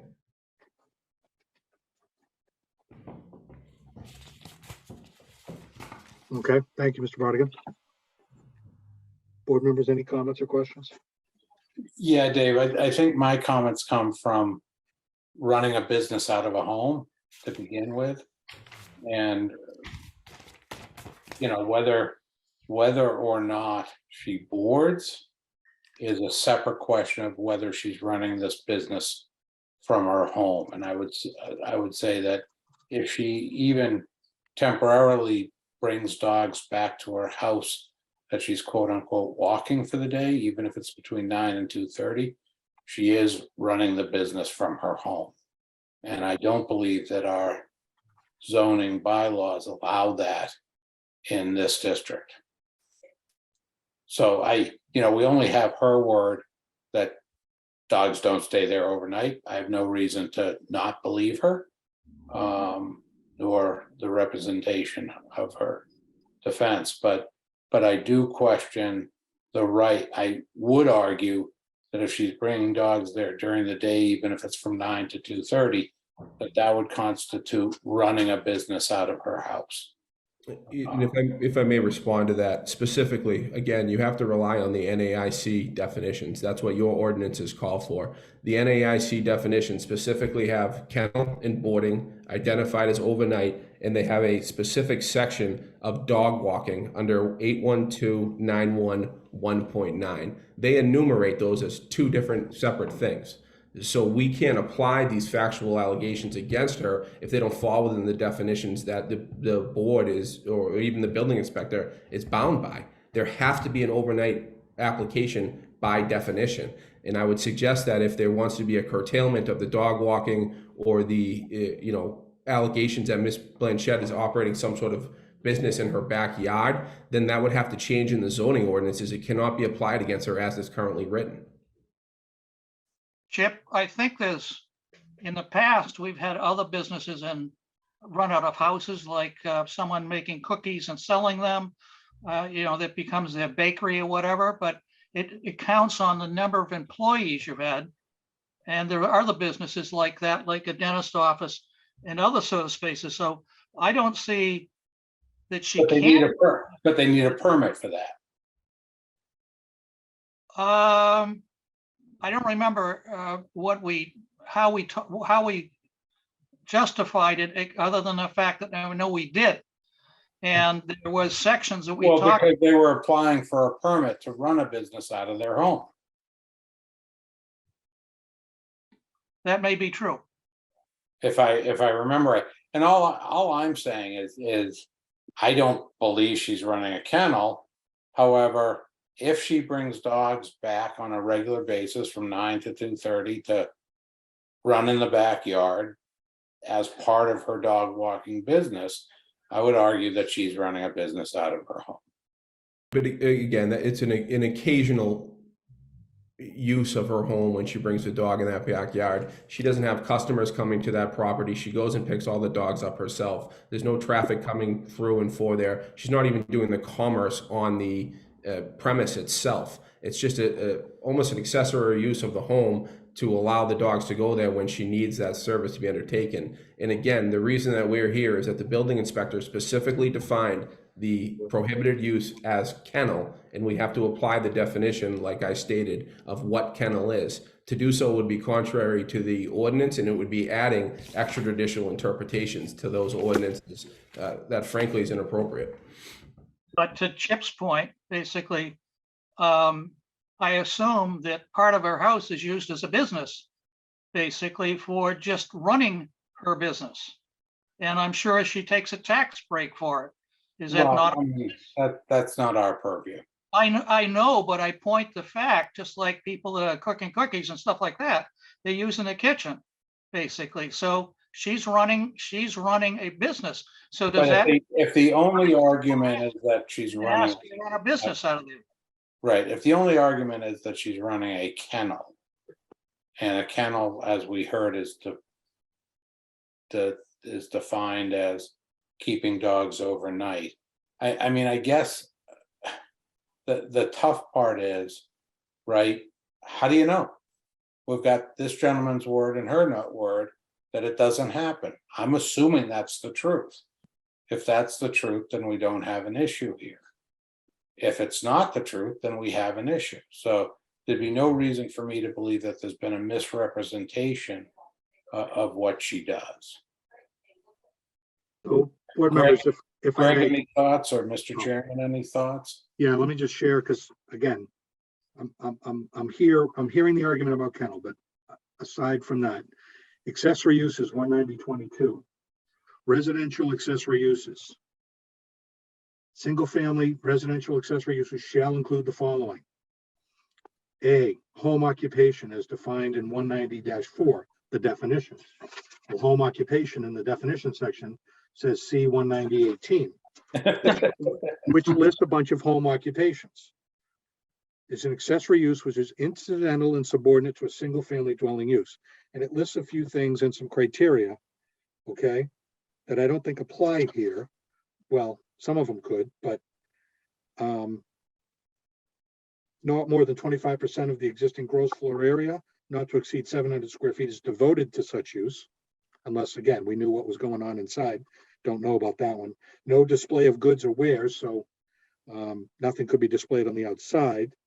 The appearance and not rendering it detrimental to the neighborhood. One of them, H, if business clients or pupils come to the house for consultation or instruction on a regular basis, a special permit shall be required from the Board of Appeals. So like if you're an attorney or a tax attorney or somebody running that kind of, and clients came to your house, A I tutor. think we've handled those where they need a special permit, right? I do recall a couple cases like that, but I think that's where we get into the bylaw. Is this is an accessory use out of the home in a single family residence. And again, it calls out specific criteria. If none of them apply, then there's no need for a special permit. What she could be doing could be done by right, as her attorney is arguing. The definition of kennel aside, just the business use, whether it's allowed, whether she would need a special permit to do what she's doing. I'm not finding it, and I haven't found it yet. I'll defer to anyone else who's maybe read the bylaw or has anything else to add, but I'm just not seeing it right off where, additional relief might be needed from this board to operate such business. But what we've been asked to do is determine the appeal of a kennel use. And so that's kind of what we have to stick with. If there's any other use or requirement needed for a special permit to continue that use, that may be a separate matter. And I would also say, Mr. Chairman, that the harassment issues are totally a separate, that we can't get involved with. That's a police matter. Yeah, I agree completely. Ms. Blanchett went to the police in May of 2022. I don't want to bog the board down on this, but I do anticipate potential objections from the abutters. So I wanted to make sure that the board had the opportunity to weigh the veracity of those complaints and have all the information available to them if they're made here tonight. Okay, well, again, what we have is some correspondence from the building inspector, from the animal control officer, who I understand, through perhaps Steve Mayo, the town administrator, may have been included in some of the correspondence and maybe going to investigate what might be going on. But we've got, some information about this company, the Doggy Connection, various references to it. So there was some question about what was the business actually established here, what was going on, what was the nature of that business. So, and if it did provide services of an overnight nature, then, again, we would have to consider that, Mr. Brodigan, right? In light of what you're testifying. So we did receive correspondence through the building inspector's office and the animal control officer, who did some investigating and searching for, what this business was, what the nature of the services were, et cetera. So we do have that in the file as well, which the board can consider in addition to the information and testimony you're providing. I wasn't provided the, investigation from the animal control officer, but I see a note on that about looking at a website connected with the business. I would just say that Ms. Blanchett, I don't think has operated that website in almost a decade. But we agree. We are engaging in a dog walking service. We're not trying to obviously hide that from this board. That's what she does. I have a question. Did your client, did she apply with, did she file with the city of Wakefield, the town of Wakefield? Did she? So paperwork? I asked her that as well. My understanding is that she applied when she first moved to the town for a permit for her business. The information I don't have is if that's active or that had to be reviewed or renewed on a yearly basis. It's a suggestion that I've made to her, though, obviously, if the paperwork's not in order. I just haven't had the chance to do independent investigation on that myself. Yeah, because I run my company on my house, construction, just like paperwork, but the town usually has you file once a year. No, it's a point that I definitely made to my client, and I've told her, obviously, after this, she has to get all her ducks in a row if they're not already. I just can't speak intelligently about that. I haven't had a chance to speak to the town. And I would just ask you to double check our zoning bylaws to see if your interpretation matches mine, or if you see something I don't. Whether this board would have to, whether the permit would come from the town and or something additional from this board, depending on what's, the type of business and the services. And if anyone's coming to her home, you're testifying that nobody's coming to her home for any of this. It's just her, or maybe friends coming over casually, but not business clients. And there's the distinction to be made there. Anyway, just something to consider. It's not before us, but now that it's open and it's, we have to sort of look at all the information we have. These questions do naturally arise. Of right? course, of course. All right, board members, any other comments or questions? Okay. So Ms. Blanchett, I see you're on the call. Would you like to add anything to this discussion that for us to consider? I mean, you certainly have the floor if you wish to add anything. Sure. I would just like to say that if I do bring dogs home to the yard, it's only on a 20 to 30-minute period. It's not for the entire day. So I would come in, some days it's raining, I need to hose them off before I bring them home. I mean, obviously I don't have access to that outside of my home. So I would bring them home, clean them off, get them some water, and then, bring them back home. It's not like they are there from 9:30 to 2:30. Okay. I think that's it. Okay. How many dogs do you own yourself? I own 3. Great. And then at most, how many dogs would you have? Like 10 altogether at most? No. Sometimes I'll bring 2 or 3 or 4, but I don't bring home, So it could be a total of 6 at one point. Yeah, If you but have 3. all of mine are old, so 2 of them stay in the house and sleep. Maybe one comes out, but it's not.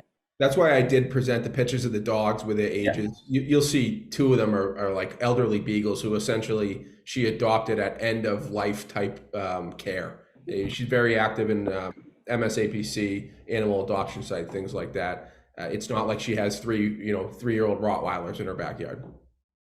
Okay. Yeah.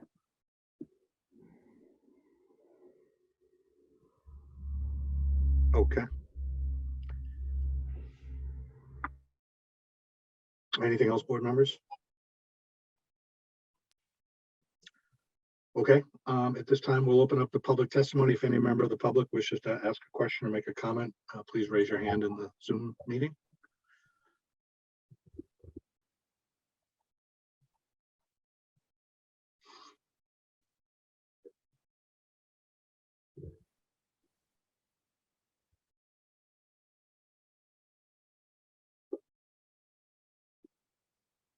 Seeing no hands, I will close it to public testimony.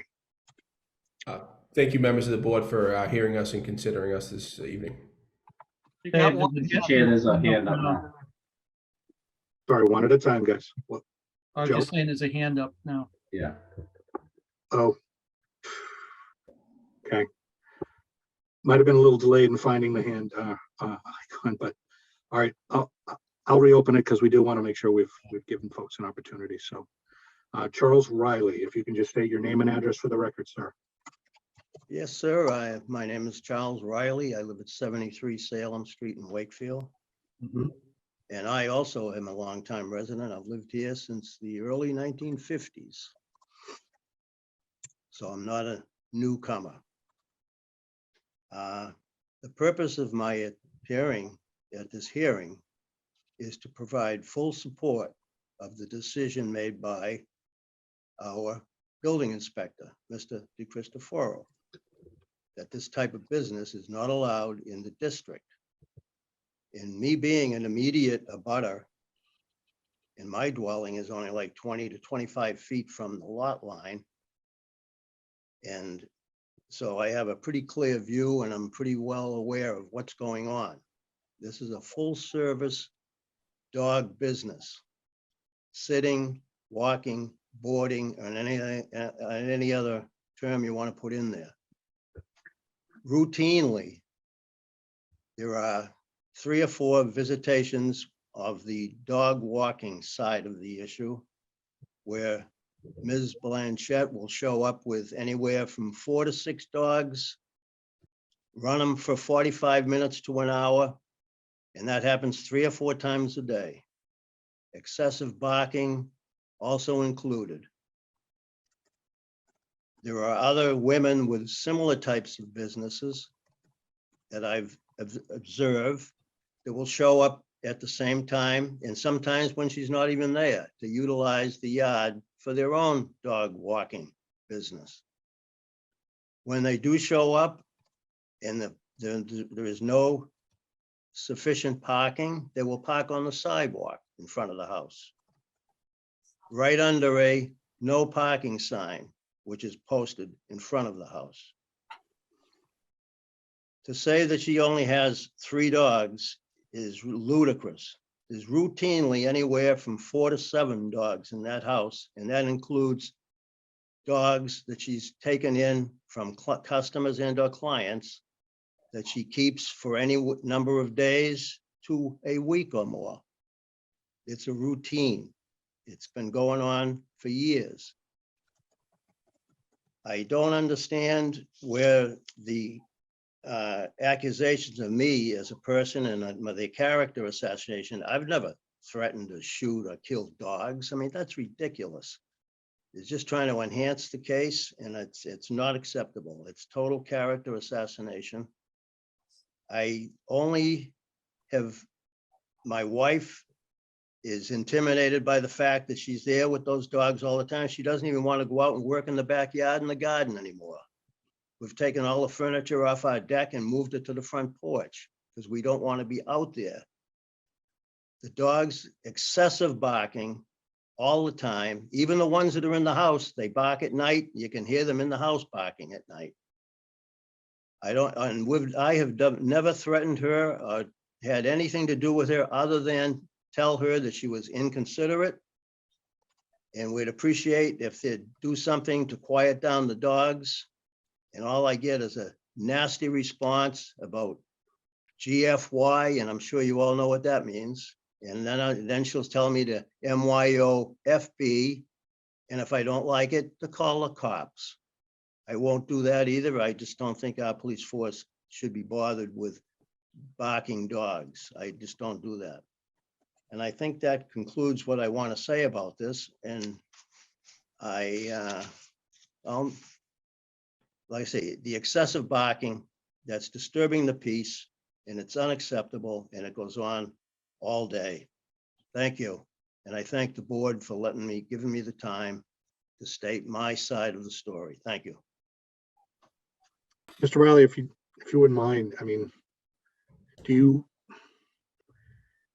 again, it's now sort of a he said, she said here, because I mean, yes, she's providing evidence, her attorney's providing evidence about what they're contending goes on at this site. Do you have any evidence that there is actual kennel-like activity or boarding overnight? Just my observance of what goes on there.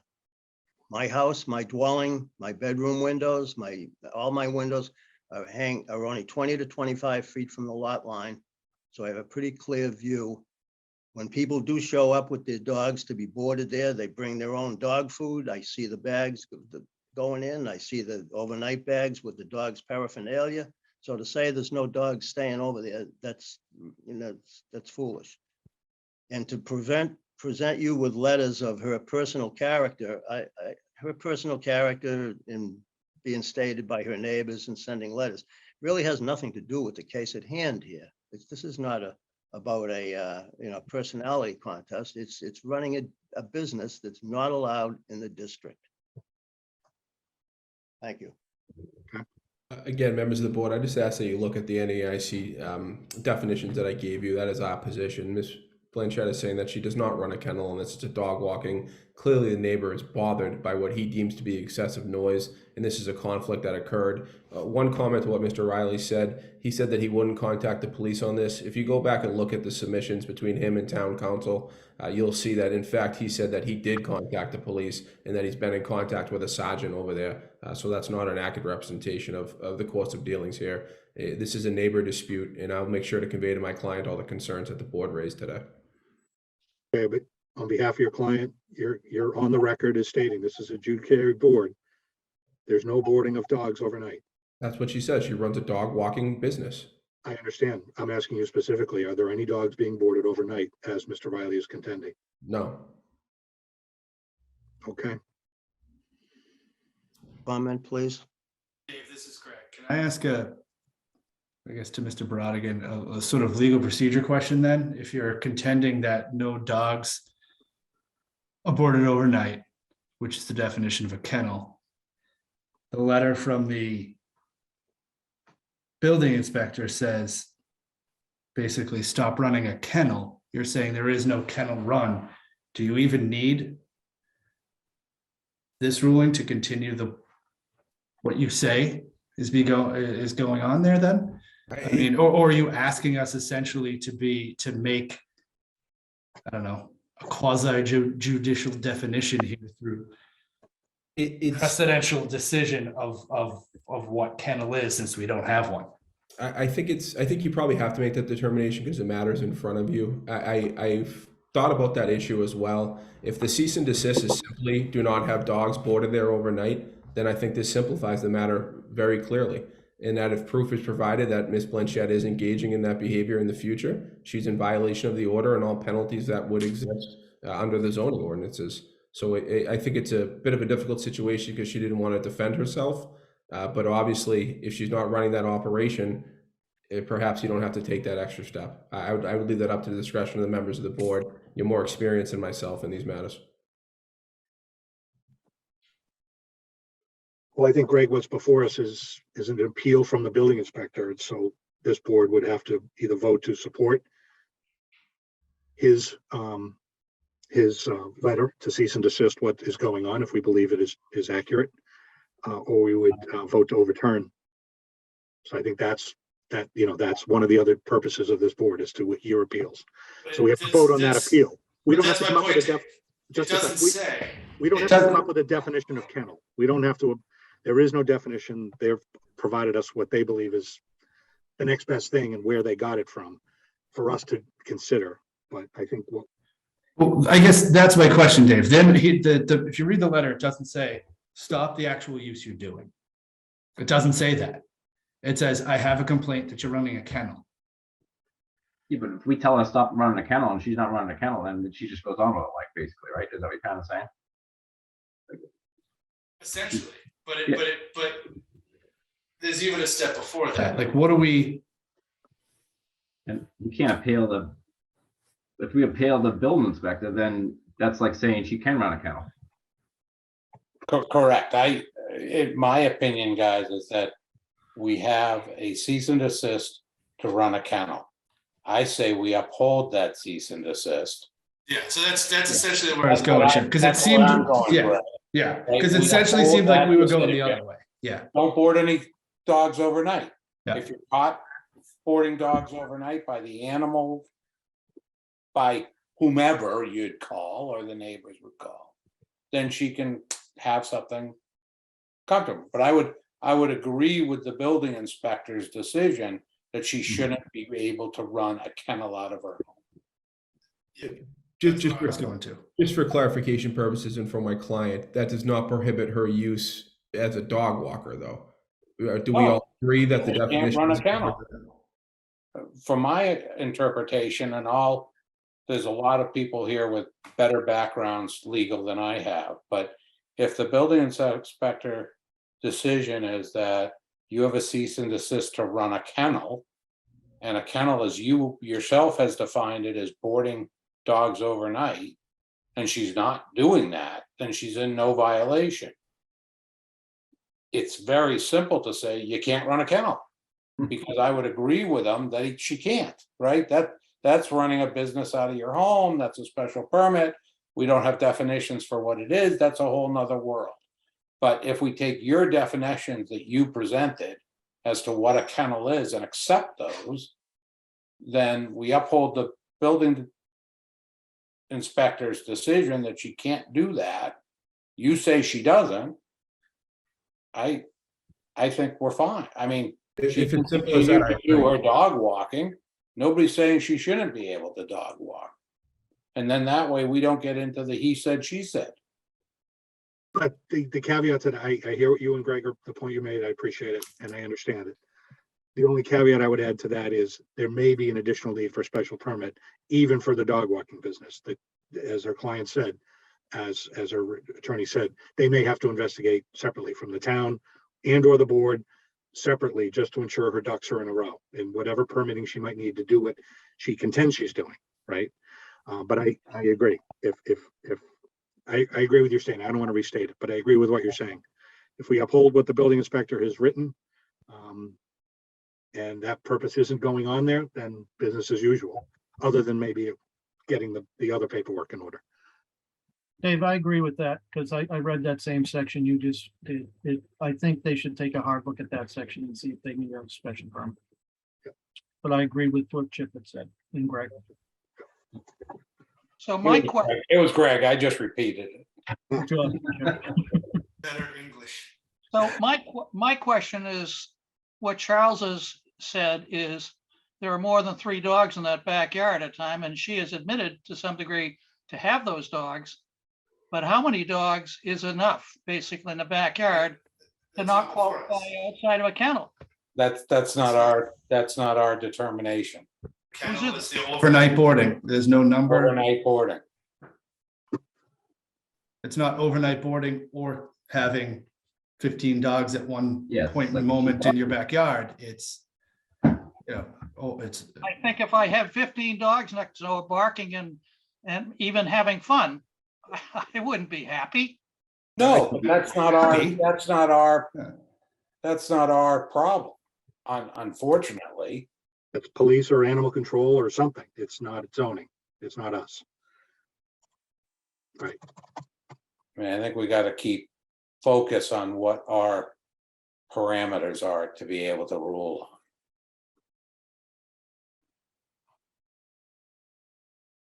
on. So Dave, do we need a motion then to? We will. I just want to make sure we're closed on this. So for the building inspector's letter, though, there is, veterinary in 19023 table of uses, veterinary establishment or kennel. Just trying to find I looked at veterinary establishment earlier and a couple days ago, and it's not even close. I forget exactly what it said, but. No, it says or kennel, but again, kennel's Yeah, not defined in the bylaw. Yeah. But it does mention kennel and it's not allowed, right? Not even with a special permit, it's not allowed in that district. It's only allowed in, I'm trying to find it, but Industrial. only in industrial, Yeah. correct. So that's the only zone in town where you could even request a special permit to run that type of business. So, anyway, just want to make that clear for the record that his letter, clearly stated that in accordance with 19023, this was in violation and not, not allowed. So,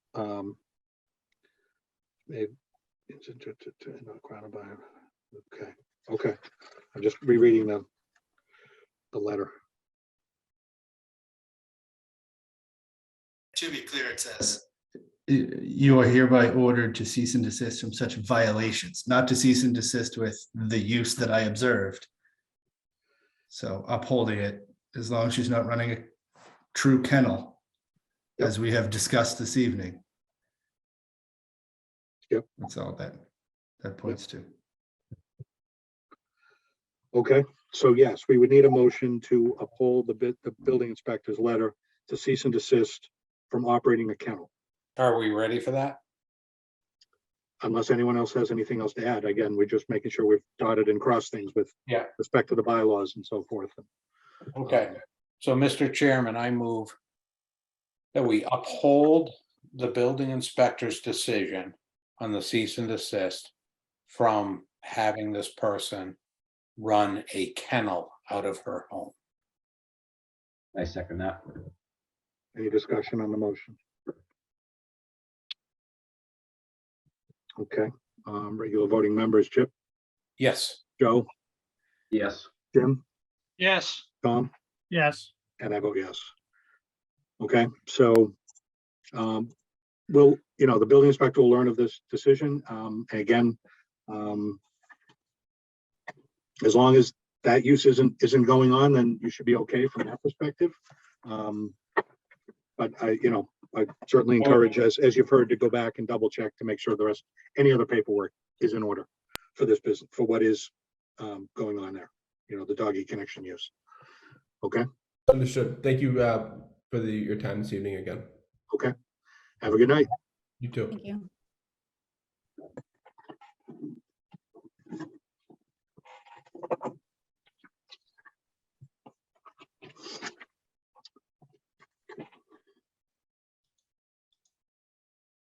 All right, now under other matters, 979 Main Street, modification to signage of Here USA. Good evening. Good evening. Hello. I'm Jason Perillo, here tonight for Sign Art Inc. I'm going to share my screen so we can look at the sign plans, if that's okay. Yes, please.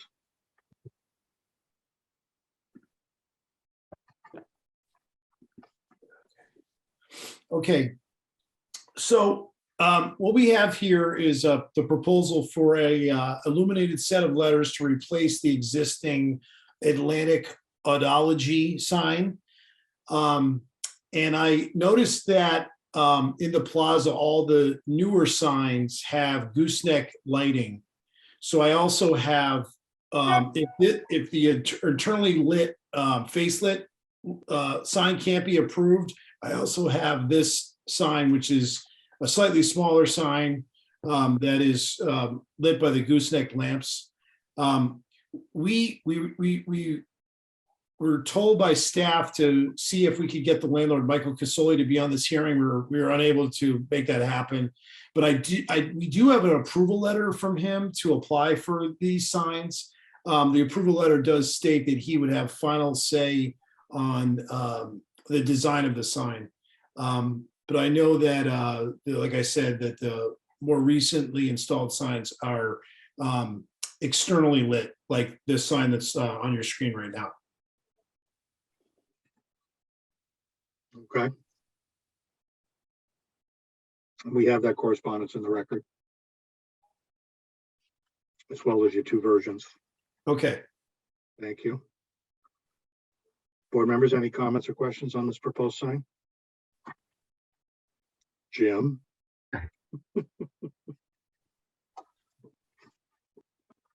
Jim disappeared. Oh, really?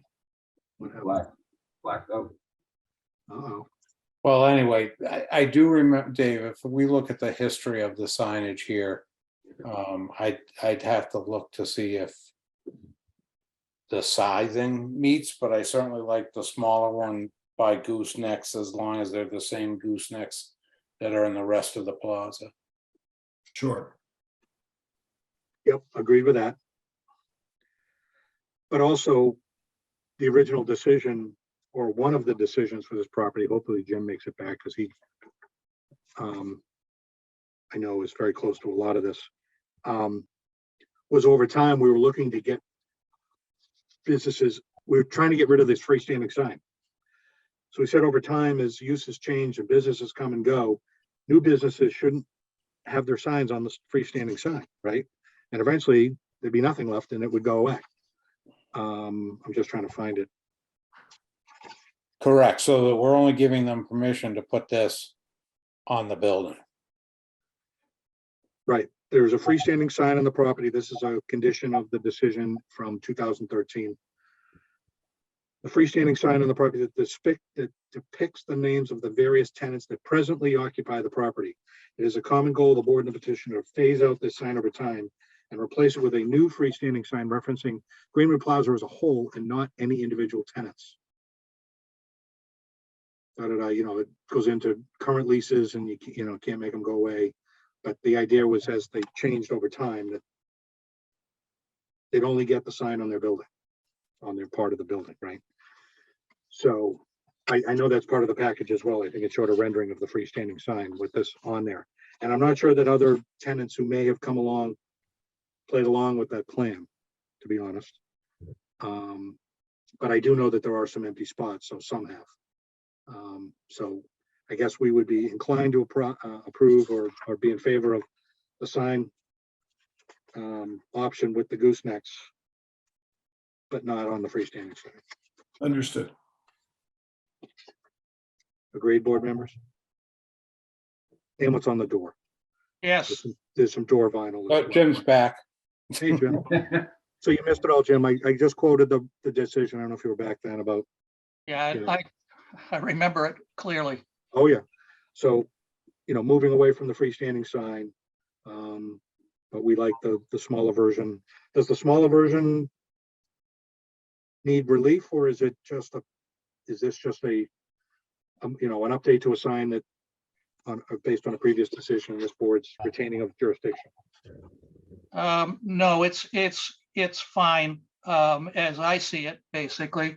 And the goosenecks actually put on by the owner on a lot of those businesses, basically, as he cleaned up the whole site with previous work, the parking lot stuff we were involved in, some of the other restaurants we were involved in, that was all part of his. So I'm surprised that he signed off, but at the same time, he says without his approval. So goosenecks are what he's looking for, not backlit signs. Understood. Okay, so that would be, is there a way to differentiate these? Oh, S2B, S2A, okay. So we're talking about S2B in terms of the designation on the plans. And S3, which is the door vinyl that identifies the business and hours, et cetera, right? But not, S4 is on the inside, so do We even don't care. Yeah, we don't even, so that's fine. We're not our jurisdiction, what you do inside, really. It's just a freestanding, what plan was that? What plan showed that? S1? Which one? Yeah, S1. That's one, yeah. Right, so no on S1 or S2A. But yes on S2B and 3. Right? All right. Anything else, board members? Do you need a motion, or is this just coming before us as another matter to be? No, we need a motion, and I'll write a letter that updates the previous decision Okay. and makes this official for the record. Yep. So I move that we approve S2B externally illuminated with goosenecks to match the rest of the plaza, as well as S3 signed for the door. I'll second that. Thank you. Any discussion on the motion? All right, regular voting members, Chip, Yes. Joe, Yes. Jim, Yes, Tom. Joe, Tom, did I list where's Tom? Oh, sorry, I was muted. Yes. Yeah, okay. And I vote yes. All right, so that's unanimous. So, Jay, do we have your contact info maybe in the email chain? I'll look for it. If not, I'll get it from Gail. Yeah, I will Gail draft has the required updates that we need to just file and make sure you have an opportunity to look at that before we do so. So I'll get that. Absolutely. I'll get Thank you that to very you much. next few days, hopefully. All right. Thank you. All right. Have a good Good night. luck. Thank you. Bye. Boy, he doesn't know how well he did being here at 9 o'clock, does he?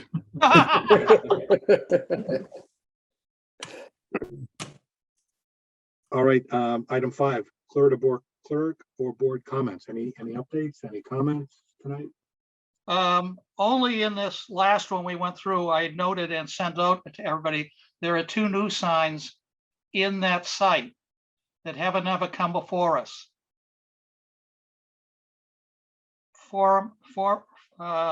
M-Form, 4 or whatever it is, and then Fitness Center. One, I guess, is a psychic, and the other one is obviously a fitness center. Jim, did you take these pictures recently? Because I was just in that plaza and I can't remember that psychic one. But maybe I it was. take, every December and November, I take pictures on the whole area. So I can easily look back to 2010. So this email that you sent out with those pictures, the fitness center and the fitness, I was there today because I had to pick up some t-shirts and I know that one's there, but the one, the psychic one, I don't know if that's still there. I think it's Yeah, empty. it's in a window on the second floor. I think they took it down though. No? I don't know. I can't drive for another week. All right, 'cause I think that one's down. But I know the fitness one is up. I know that one's Be, there. be careful, don't get his heart going. We'll have all sorts of drama issues here tonight. Yeah, it'll be 2 more weeks till he can drive. Maybe the psychic knew Jim was on the case. Probably. Oh, I mean, what's our recourse here? Can we reach out to Mr. Casoli? I mean, the owner, I They think we have a zoning enforcement officer in town. Last time I checked. and that they should have gotten permits and need to come to us, or at least. Okay, It's not a design review board issue. It's outside that realm. So it belongs here, but belongs with enforcement officer. okay, I will. Is he aware already? He didn't, I don't know whether I copied him. I copied all you all. Okay. If not, then I can forward it to him and make him aware and ask that he get back to us, let us know if he needs any more info from us. So, okay. Will do. Thanks, Jim. Anything else? I'd like to hear from Clerk Joe Pride myself, but. What?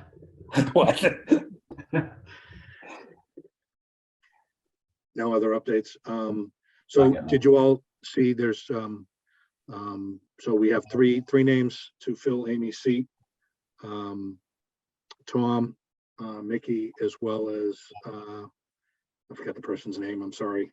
I sent it all to you.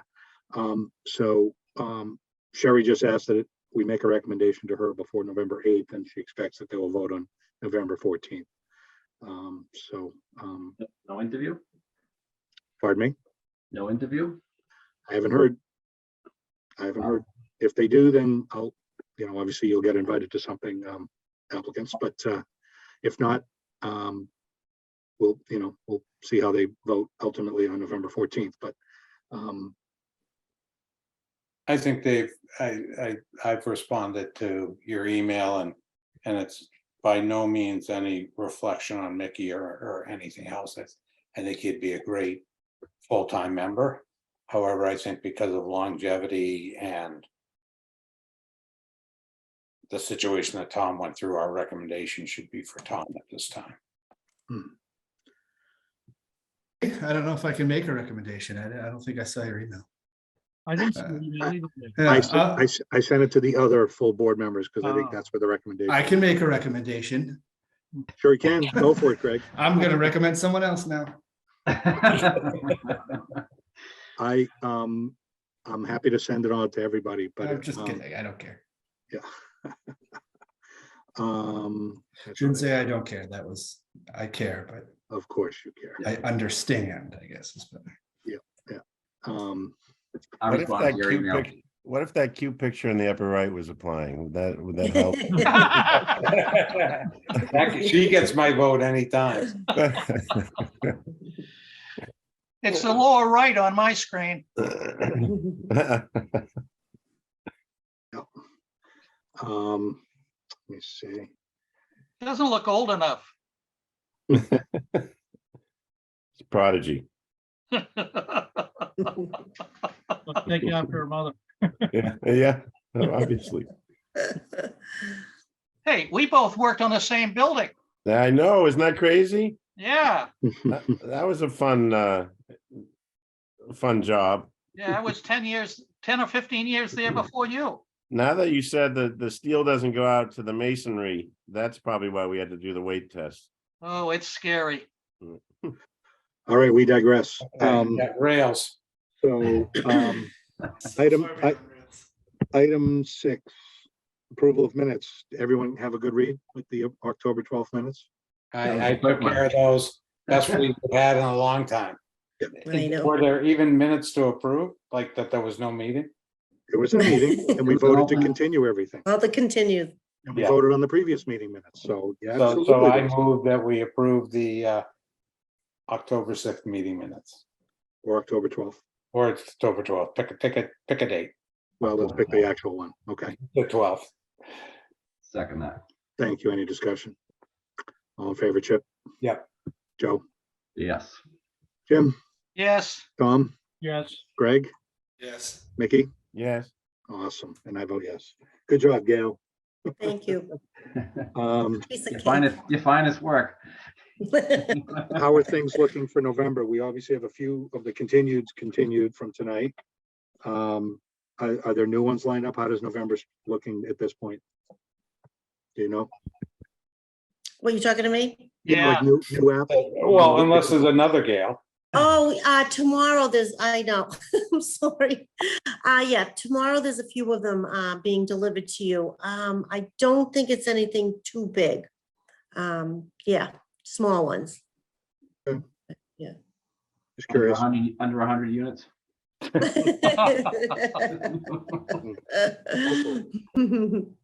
All right.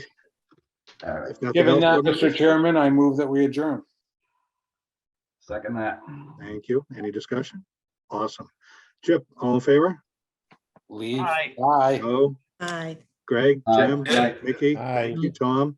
Good night, everyone. Thanks for your Aye. time. Night. Good night. Meeting is adjourned. Have a good night, everyone.